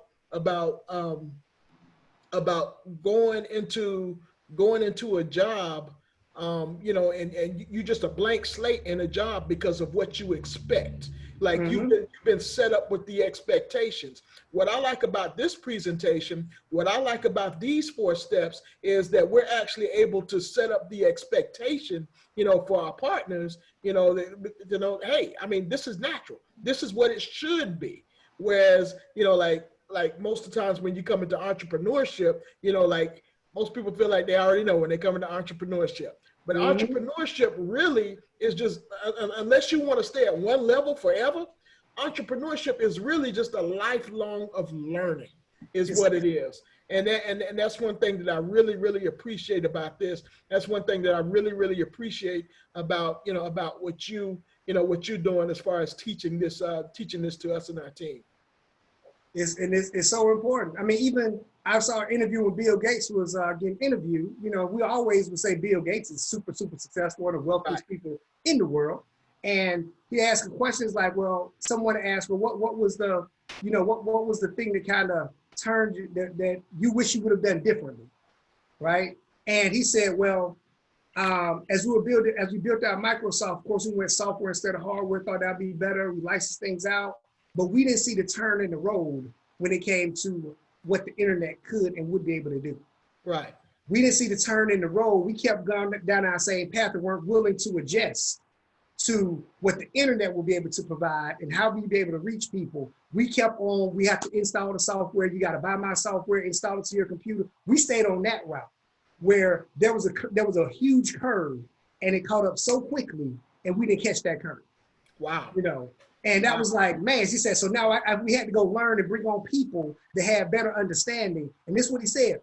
And what I like about a lot of, especially really wealthy, smart people, he said, we brought on people. He didn't say, I had to go figure this out. Right.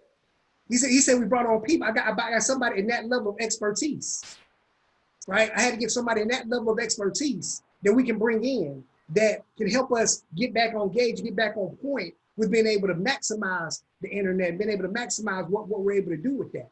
So again, no matter how successful we get, we still, and that's Bill Gates, yeah. Right? Yeah. That's Bill Gates not sitting back saying, I'm good. In this example, he was consciously incompetent of something. Right. He was like, look, we missed it. And now that we see we missed it, but being willing to make the adjustment. A lot of people that go out of business, you know, their ego won't allow them to say, hold on. You know, a lot of companies that was around when we were around, like Blockbuster, right? Blockbuster was booming, killing it. Yeah. Do you know that Blockbuster had opportunity to purchase, Netflix? Netflix, yeah. They had an opportunity. It was like, you know, that's not, we ain't gonna, that'll never work. Who we are. Right? Do you know that the people used to sell encyclopedias? Yeah. Google tried to sell themselves to the encyclopedia. What's the Britannica? Britannica. Yeah. Google tried to sell their algorithm. They're like, look, let's do it this way, and I'm gonna sell it to you. Wow. They was like, nah, nobody's gonna do that. Nobody's gonna, whatever. That's not what we do. Idiot. Like, and that's the thing. We can look back and say idiot, but of course that's what they've been conditioned and successful to do.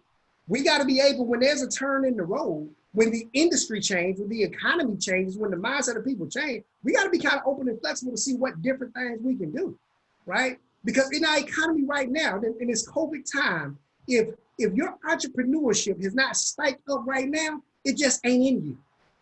If it ain't spiked up now, it's just not in you. Because right now, everybody, I can agree, there's chaos everywhere. Right. right? And anyone that's been affected by COVID, especially physically, for you and your family, I pray for my prayer to God is to heal our world. That's serious. But it's affected everybody financially. So if you had just decided to look up like, man, okay, I got to do something. Jobs ain't as stable as they used to be. Back in the day when our grandparents had jobs, they would be on their job for 30, 40 years. Most people don't stay on jobs longer than 10, right? They got to be able to make that adjustment to say, look, this is a COVID time. Things are different. It's not a down economy. This is not down economy. It's a different economy. And in a different kind of economy, you have to have different ways of thinking, different ways of growing, and different ways of earning. Because in chaos, there is opportunity. You just got to be open to see the opportunity. And right now, we're wide open seeing that opportunity. And people are jumping on, making things happen, doing things different. But so many are still like, I got to stay here in my good job. I got to, and we're not saying leave your job. We're just saying have something growing.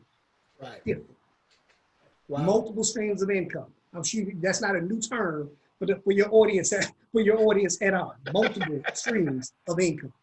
It's not a new term, but it is something that I don't think people have endeared to. And I think it has been like a thought to people, like just a thought. I mean, I see that over there, but I got this over here. You understand what I'm saying? Mm-hmm. But now is the time, like you said, now is a time of transition. And during times of transition, that's when opportunities abound. And that's when you really need to be, that's when you really need to understand that term, multiple streams of income. So multiple streams of income. I really appreciate that. You got to be positioned and you got to take action. Just about like we're using Zoom right now, right? Yeah. Zoom is worth $48 billion right now. Yeah. So Zoom is worth more than all six of the major airlines in our country put together. Yeah. Zoom is worth more than all six of the major airlines. Come on. You got to understand that there's just like that. Just like that, Chuck. Like that, right? So let's get on with things that can make you great. And my whole objective in life is not necessarily to make you feel like you have to be an entrepreneur. That's not my thing, because I don't think it's for everybody, like I mentioned earlier. So my business concept is power builders. That's our organization, the power builders. Mm-hmm. And we empower you so you can empower everything around you. So we're talking about success. We're talking about this can be implemented in every part of your life. We're trying to improve you as an individual. We're talking about improving your subconscious vibration, which is going to improve you, because you are the X factor in your life. It's you and your family, you and your job, you and your church, you and your friends. So the better you get, the better everything else around you can get. So you got to work on you. That's not being selfish, right? Even if that means a separation sometimes from the people that might be dragging you down. Because my mentor told me a long time ago, he said, Chuck, you can't bring your friends up with you. For goodness sake, don't let them hold you down. So you got to be willing to make that adjustment to get around different people, to have different conversations, and you can still love them, because I still do. We still cool. We just don't spend as much time together as we used to. So, yeah, man, you got different things. I'm in the Tri-City, man. With Tri-City one good. I still got some hood friends. I like having them friends. I like having them kind of friends. So I told my friend one time, I was like, look, let me let you know, man. I got some people that come up here, man, and burn this place down on straight love. You know what I mean? So I still got them friends. You never know. Right? I just don't ride in the car. I think we all got those friends, man. But right. I just can't ride in the car with y'all. I don't know what you got in your car, man. I drive. I'm gonna meet y'all there. I'm gonna meet you there. Now you can't ride with me because I don't know what you got on your person. We get pulled over. That might not go good. So I'm gonna drive and I'm gonna follow y'all. Follow me. Y'all follow me over there. I'm meeting you. Hey, man, you've been such a blessing to us on this call today, man. We're just so grateful just for having you today, man. You shared so much stuff, man, that I even learned something today. And I'm just grateful, man, that you was able to share these steps with us, man, and talk about wealth and mindset, some stuff that you're specialized in. And we admire you so much about it. Before we end this real quick, we definitely want to make sure that we tell people you explain to people how they can reach you, how to get in touch with you, how to follow you, anything that you want to share with them real quick before we finish up real quick. There we go. Okay, so I just want to say real quick, man. I got a chance to catch a little bit of last night, Chuck, and I think you guys had about 200 people on that teaching last night, man, and it was awesome, man. So, man, I appreciate it. And again, that goes to the economy we live in. We started at 10:30 p.m. on a Friday night. Friday night, and we had about 200 people on the Zoom on a Friday night at 10:30. Wow. You can't tell me people ain't open and looking and trying to do something different right now.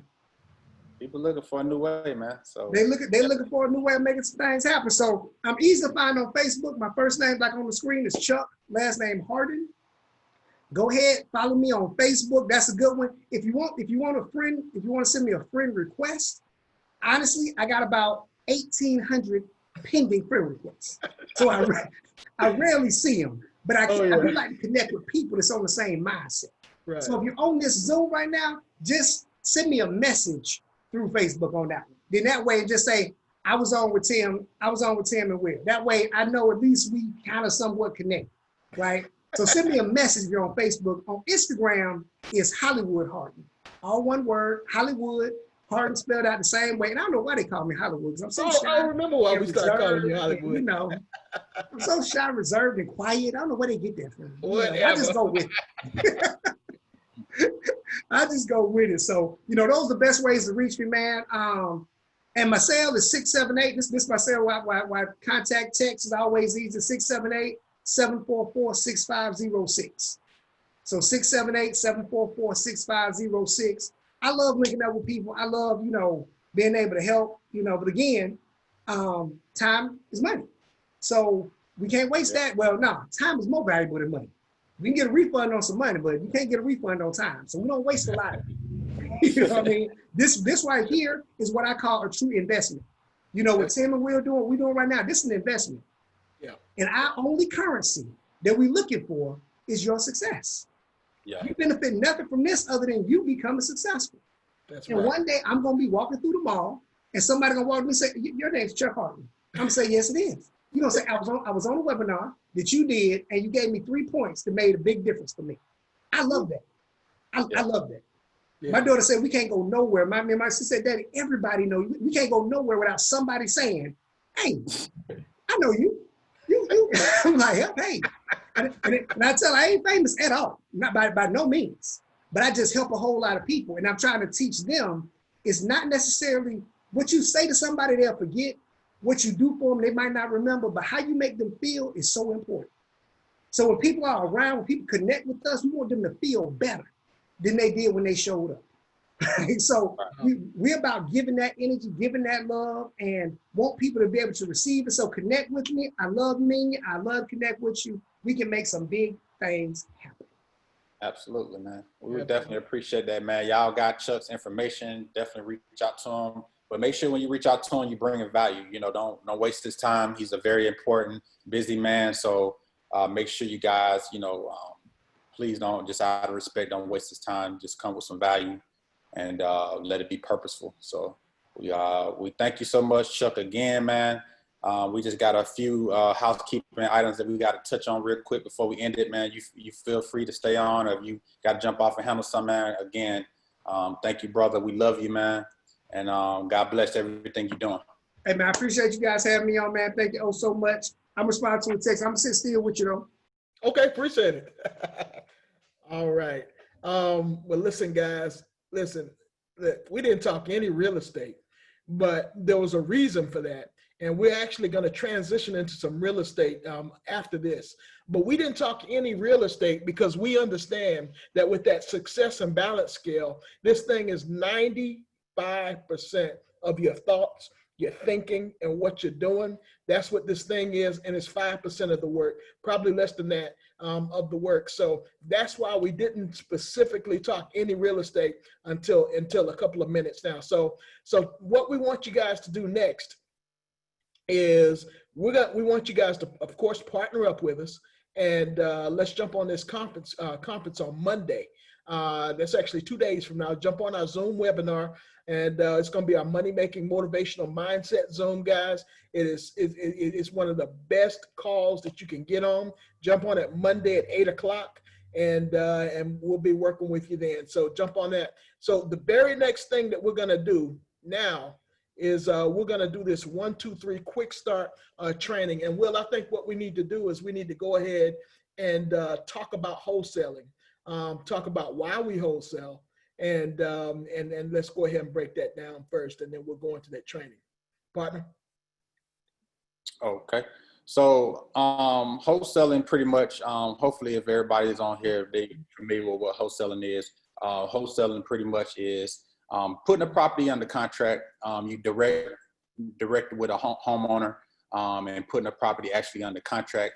And the goal is, of course, once you put that property under contract, is to either sign your contract or even buy it and turn around and resell it, which will be considered a double close. So if you have a contract with a seller and then you have a contract with a buyer, whatever the profit is that's added in there is considered your arbitrage. So you definitely, that's pretty essentially what wholesaling is. We understand that most, when you're just getting started, which a lot of you probably are just getting started, we kind of push people toward lead generation, which we feel is the part that actually brings the most value. It's not hard to really necessarily find a buyer. It's not really hard to sell a good deal, but it is hard to find a good deal, especially, where the economy is right now. It's getting harder. Things are tightening up. Despite the pandemic, actually the market is actually on fire right now. The market is actually hot right now. There's a lot of people, doing business. Every time the times I do get on Facebook, it seems like I just see first-time home buyer pictures of closings, like, going up my timeline. It's like people are buying homes, and with interest rates are at a history all-time low, I think 2-3% right now. I think it's been lower. I think that's the lowest it's been in history. It's allowing a lot of people to be able to get properties at a low interest rate, which I don't think you'll ever see in this lifetime again. But no, so we'll never see that again. We'll never see that. Yeah, I don't think we'll ever see that again. So I think with that being said, with the quick step, 3 steps, wholesaling, really there's 3 steps, and we're going to go over them real quick. And, Monday, we'll kind of go a little bit more in depth about it. We'll kind of touch on what we talked about today, and we'll kind of go a little bit more in depth. So make sure you guys jump on that Monday call at 8 o'clock. But pretty much lead generation, the first step in wholesaling, of course, like I just said, lead generation, generating the leads. What marketing channel you're going to use? We talked about how me and Tim met. We met, from bandit signs. You see the guy over there with the mask on. He's out there creeping. He's putting out "We Buy Houses" sign. The same signs that you see on the side of the road. Those signs still work. Mailers. I'm sure you guys get junk mails of coupons and stuff like that. All of that stuff. People still open up mail. Of course, you got the internet, which is social media, Google ads, anything that's online. You can pretty much generate leads through Facebook ads, again, YouTube videos, the list go on, whatever, Instagram ads, anything that's online related. Of course, if you want to take it up a step further, you got TV, billboards, commercials. And one of the main things that we touch on, that we teach in our, we have a system, a dollar for dollar system.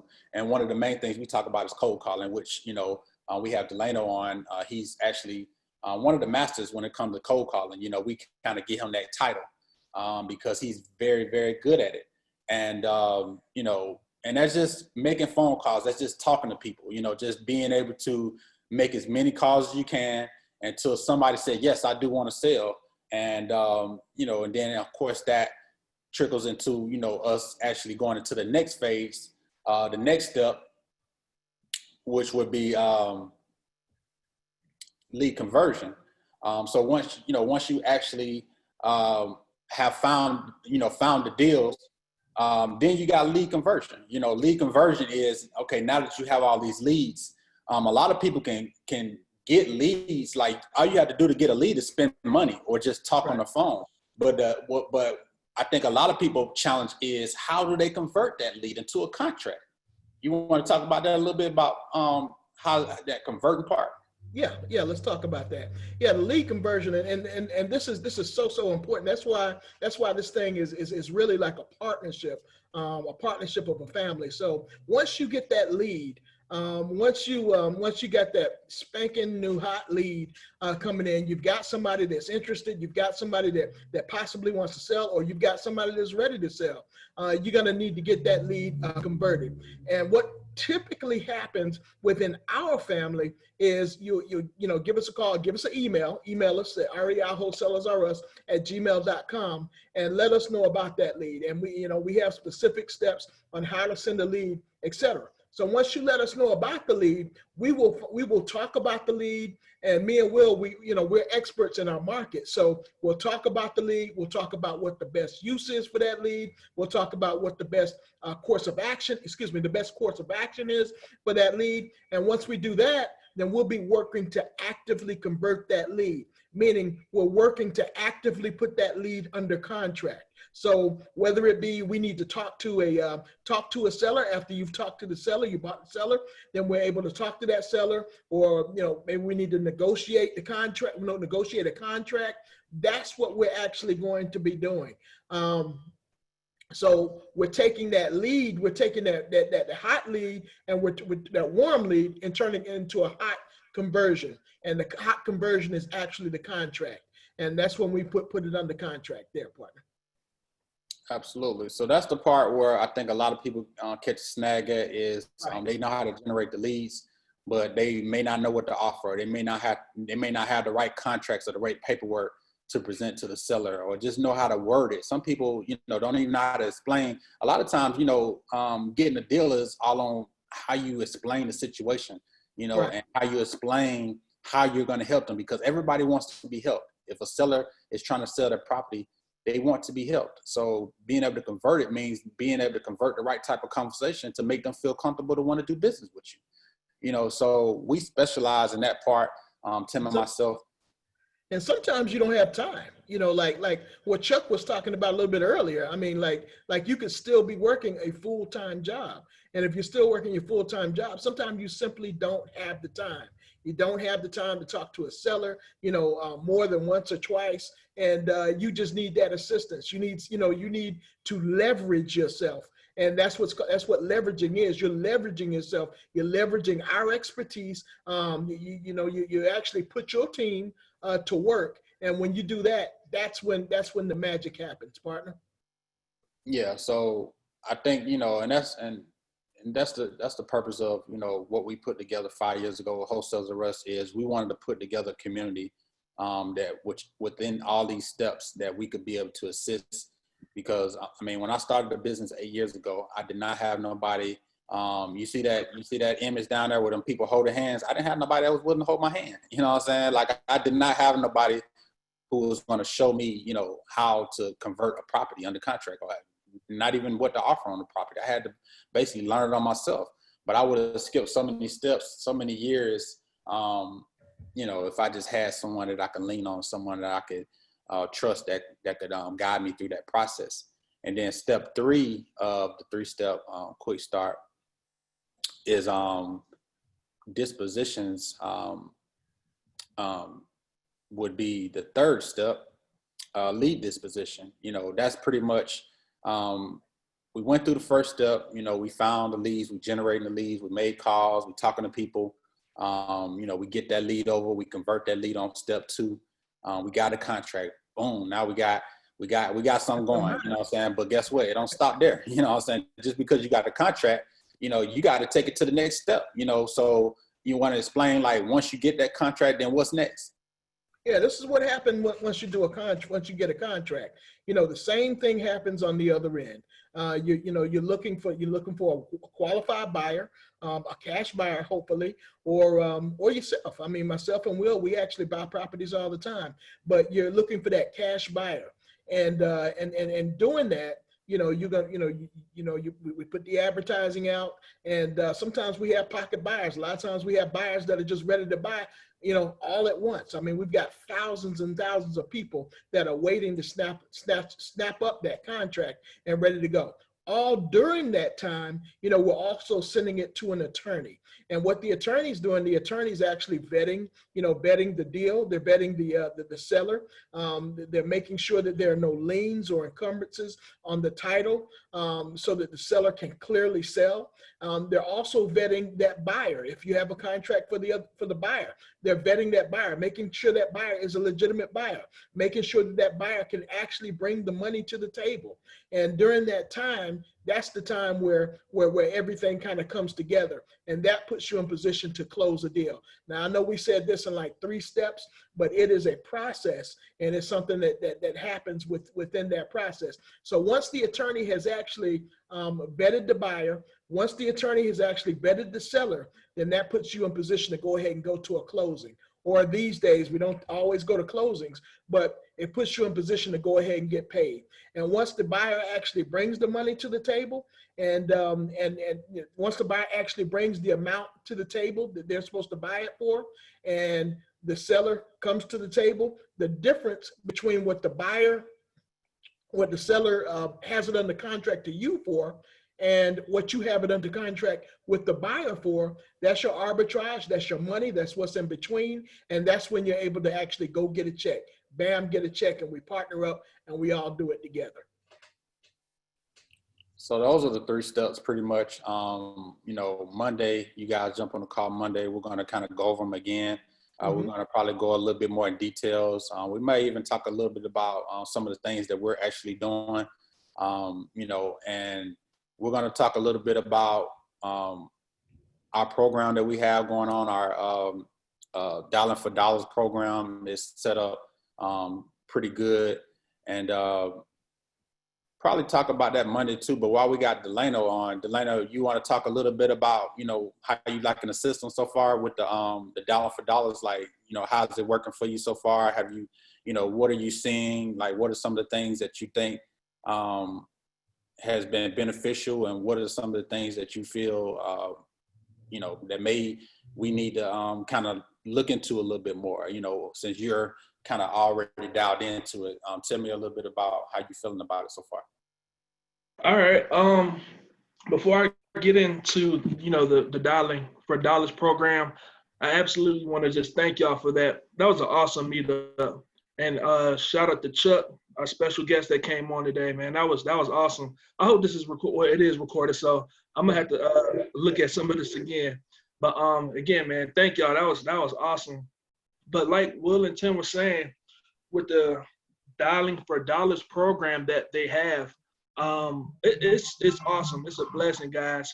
What they've done with their own time and money is actually bring the leads. They give you the leads, and all you pretty much got to do is pretty much just call, see who needs to sell, see who wants to sell, and if they do want to sell, then of course, you would build a relationship with them, of course, build some kind of rapport with them, see what the problem is, see why they need to sell. And if the numbers make sense, then of course you got a deal. So what I've pretty much been doing with the Dialing for Dollars program is using this awesome, super awesome program called Mojo Dollars that some of you may or may not be familiar with. Let's see if I can share my screen real quick to show you guys what Mojo Sales is. Give me 1 second, guys. Okay. Mojo Sales is the dollar that he actually calls out of. So you can do speed dials. You don't have to do that, calling from your cell phone, this person, each number one by one. We actually upload a spreadsheet of all of our leads to this dollar, and then he just auto dial, and he just let it just call. So he's not fumbling around trying to call individual people and taking up so much time. So it just makes this calling process a little bit simpler and a little bit faster. Let's see if I can share my screen. It says host disabled, participant share screen sharing. Okay. Let's check.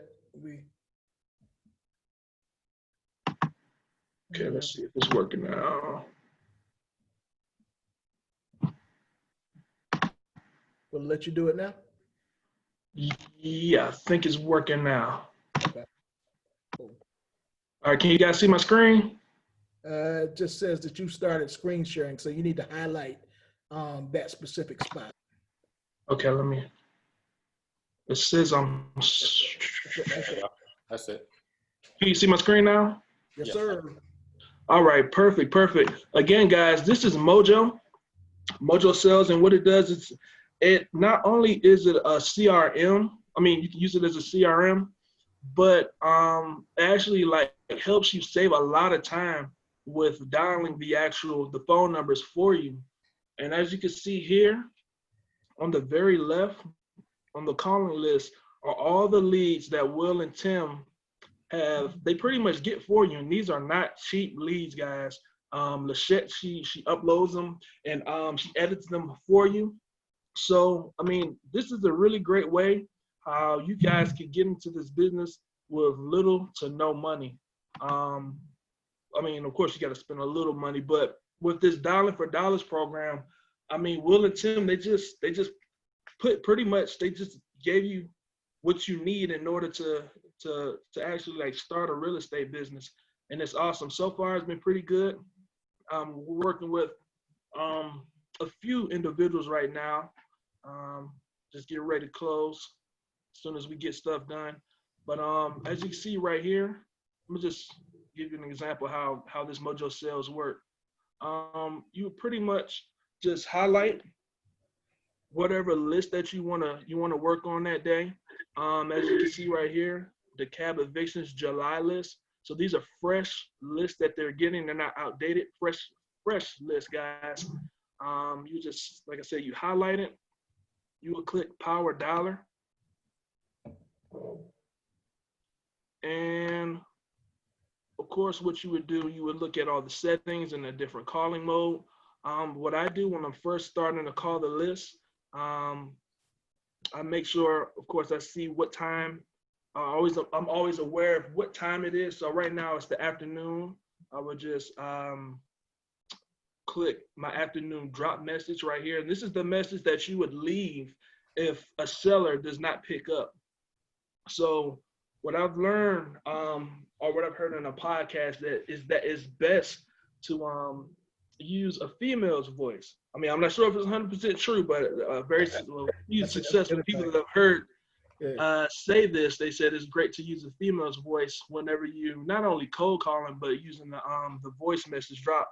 So my wife, she was nice enough to help me out, and she's done the afternoon, morning, and evening drop message for me. So like I said, if they come in. So Delano, I want to say real quick, the ladies should be more successful than the men with cold calling, right? Oh yeah, hands down. Their sellers are more, I guess, open to listening to a lady. And I know, like, a lot. Your wife on your voicemail, does she say call Delano back or call Renee back? She says, what does she say? I think she says, call us back or call me back. But either way, it's working. They do call back. Okay, so, good. Like I said, with the voice message drop, if they don't answer, you would just click it. You would just click the button. So whenever you're calling, say if you got a list of 50 people, not only does Mojo allow you to automatically just call the phone numbers, but with the voice message drop, instead of having to wait if a person doesn't answer or not, you just pretty much click it, and they'll listen to it. The seller, they'll listen to it, and if they're interested or not, they'll call you back. So Mojo saves you a lot of time, guys. It saves you a lot of time from having to actually call or have a list and dial each number one by one. So that's one of the benefits that you have with it. You want to make a call? I want to make it. Let's see. I can. I mean, I think that'll give you guys an idea as to how Mojo works. So it's afternoon. And like I said, with the cost settings here, you guys could tailor it to however you want to do it. I pretty much just keep it all in default. The only thing that I change here, is the afternoon, or I mean not the afternoon, the voice message drop that really depends on what time of day it is. What's that caller ID? That caller ID feature? Can you talk about that a little bit? Absolutely. So this caller ID. Why is that important? This is very important. The reason being is because whenever you're calling a seller, that of course, or whenever you're calling anybody nowadays, that you get to see who's actually calling you. And this is important because I use Google Voice. I don't use my phone number. I mean, we could dive deep into that like another time, but it's important to get another phone number, just not your regular number. So this is my Google Voice number that I use, and it's a real number. So if a person sees a 1-800 number or one of those spammy kind of numbers, they're not going to answer the phone. So it's really good for you to have your, a good number, and Google Voice is free. So guys, Google Voice is free, and like I said, use your own number. Let's see, guys. I'm gonna go ahead and I'm gonna just make a call just to show you how easy it is to use Mojo Sales. And what list are we doing? The cab evictions July. Once you got everything in your settings, you hit click to start, click to call.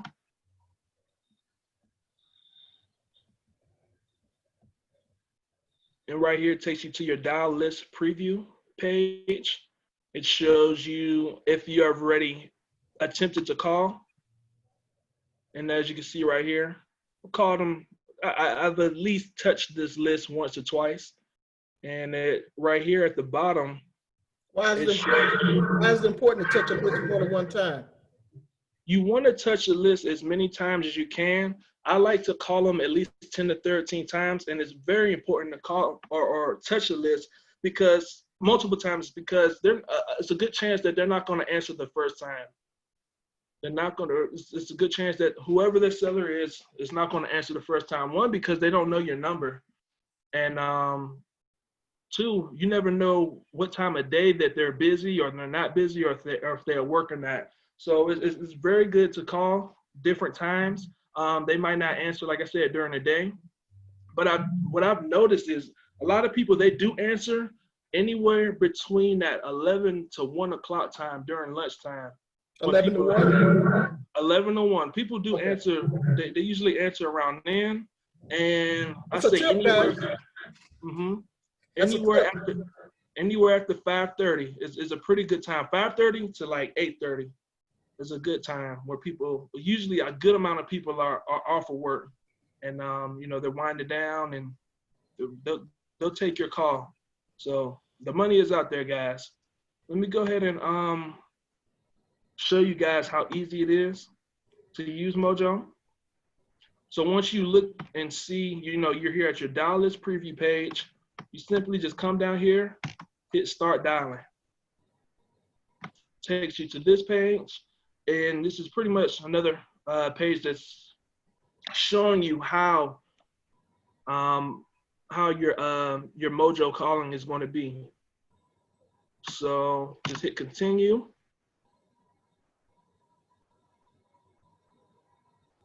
Connects to the dollar, and Mojo gives you this number here.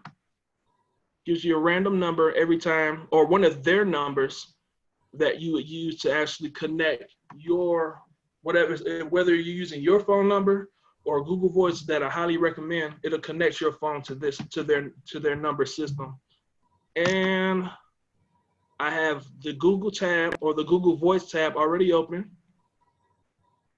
I will copy this number here, and I will go to Google Voice, and I will paste it there.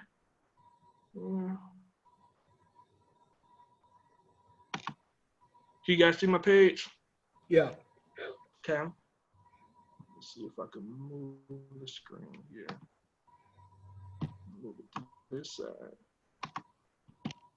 It is really easy, guys.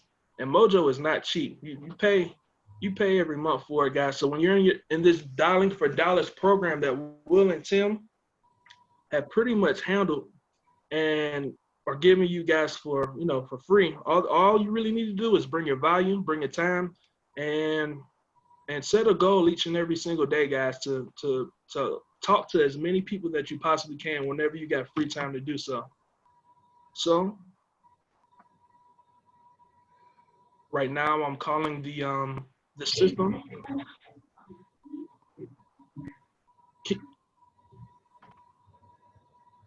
Can you guys hear her, the Mojo? Can you hear it? Or something. Oh, okay. Well, anyway, once you make that call here on your, let me do it again, because you only got a few seconds. Yeah, I heard somebody. You heard her. So once you call Mojo, or once you use this number to connect your phone number to Mojo, it's going to ask you for this PIN number that's right here. It's usually just a 2-digit PIN number. So let me go ahead and call him again.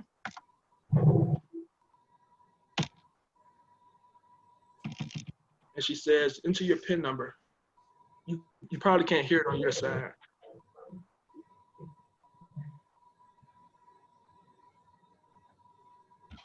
The number's 38.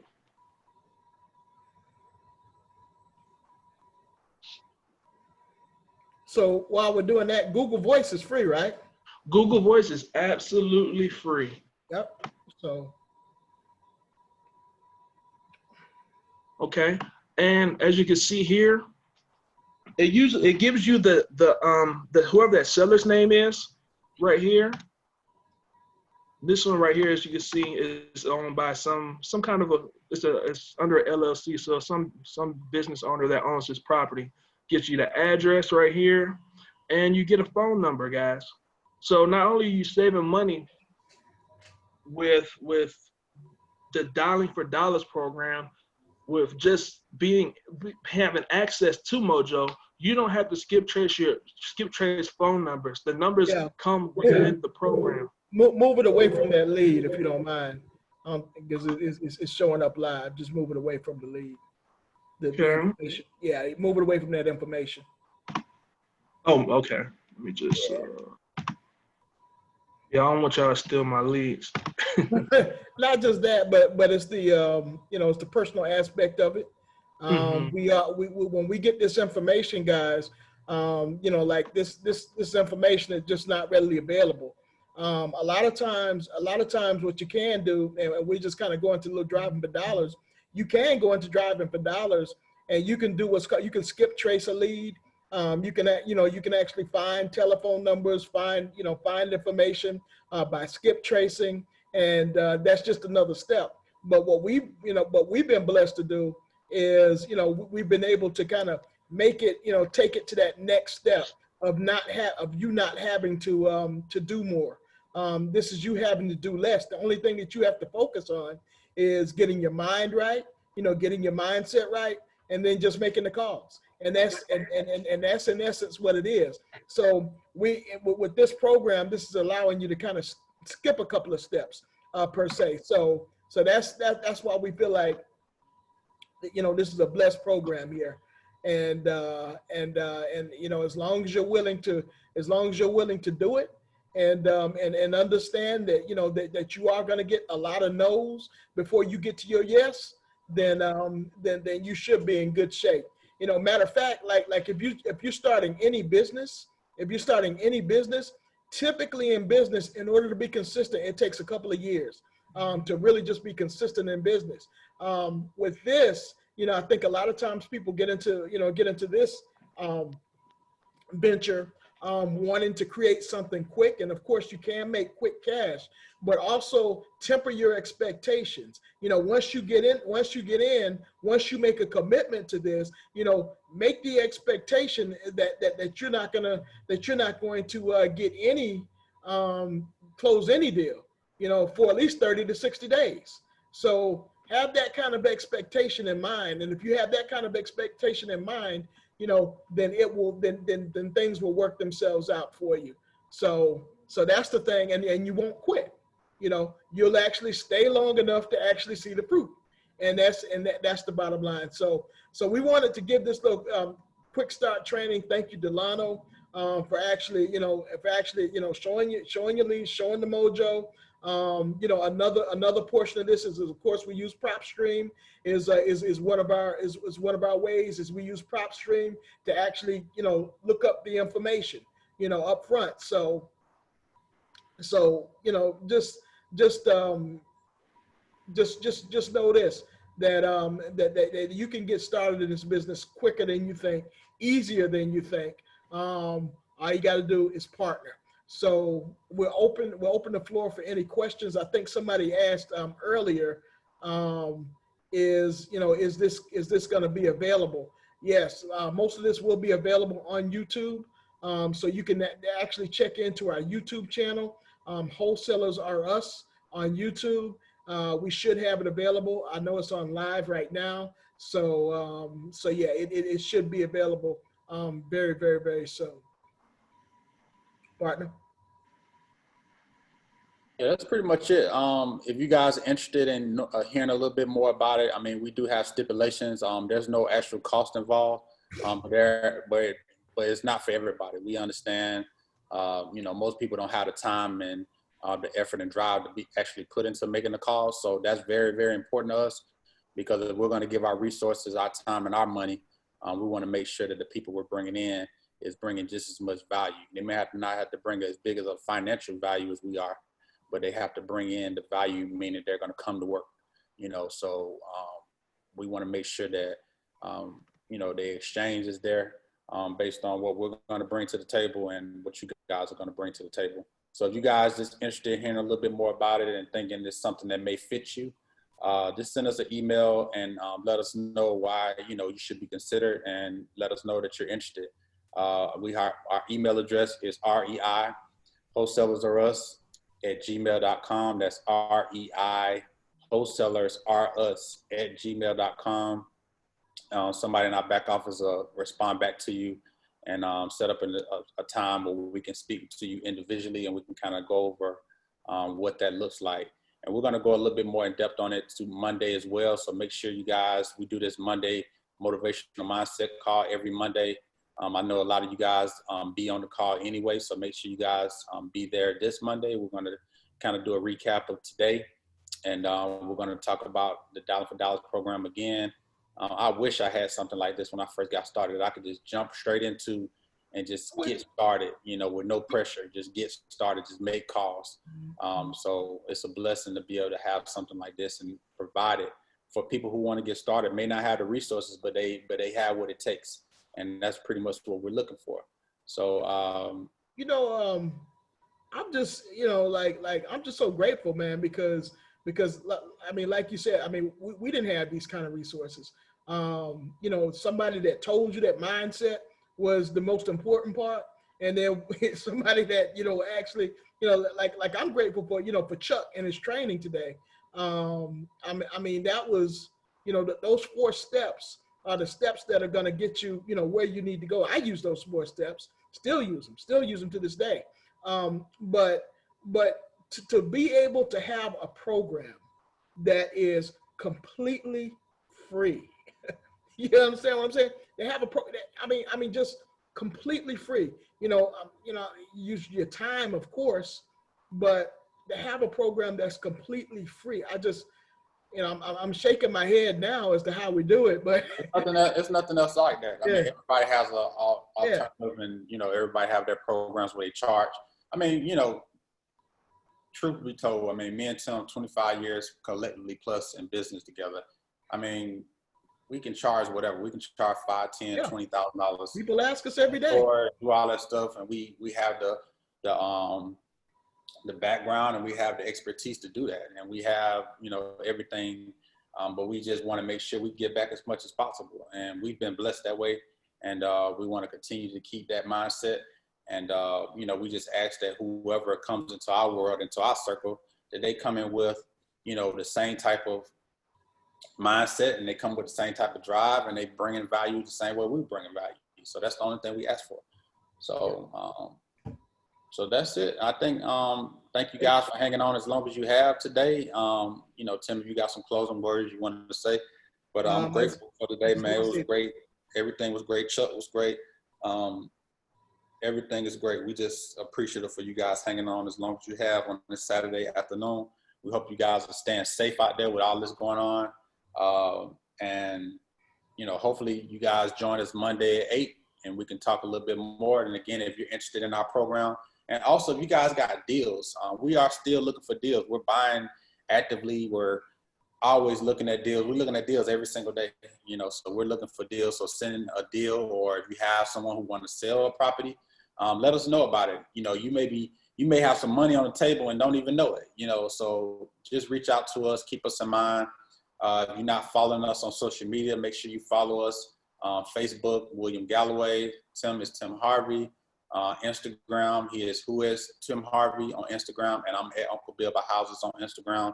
And like he said earlier, make sure you join our YouTube channel and subscribe to it, because a lot of our meetups and a lot of the Monday calls that you guys may have missed, we keep them on YouTube, so you guys can subscribe to our channel and stay up tuned to everything that we got going on and future events as well. So thank you guys. You guys are such a blessing today. We appreciate your time, and hopefully you learned something today that you're going to implement and become a better man or woman. So.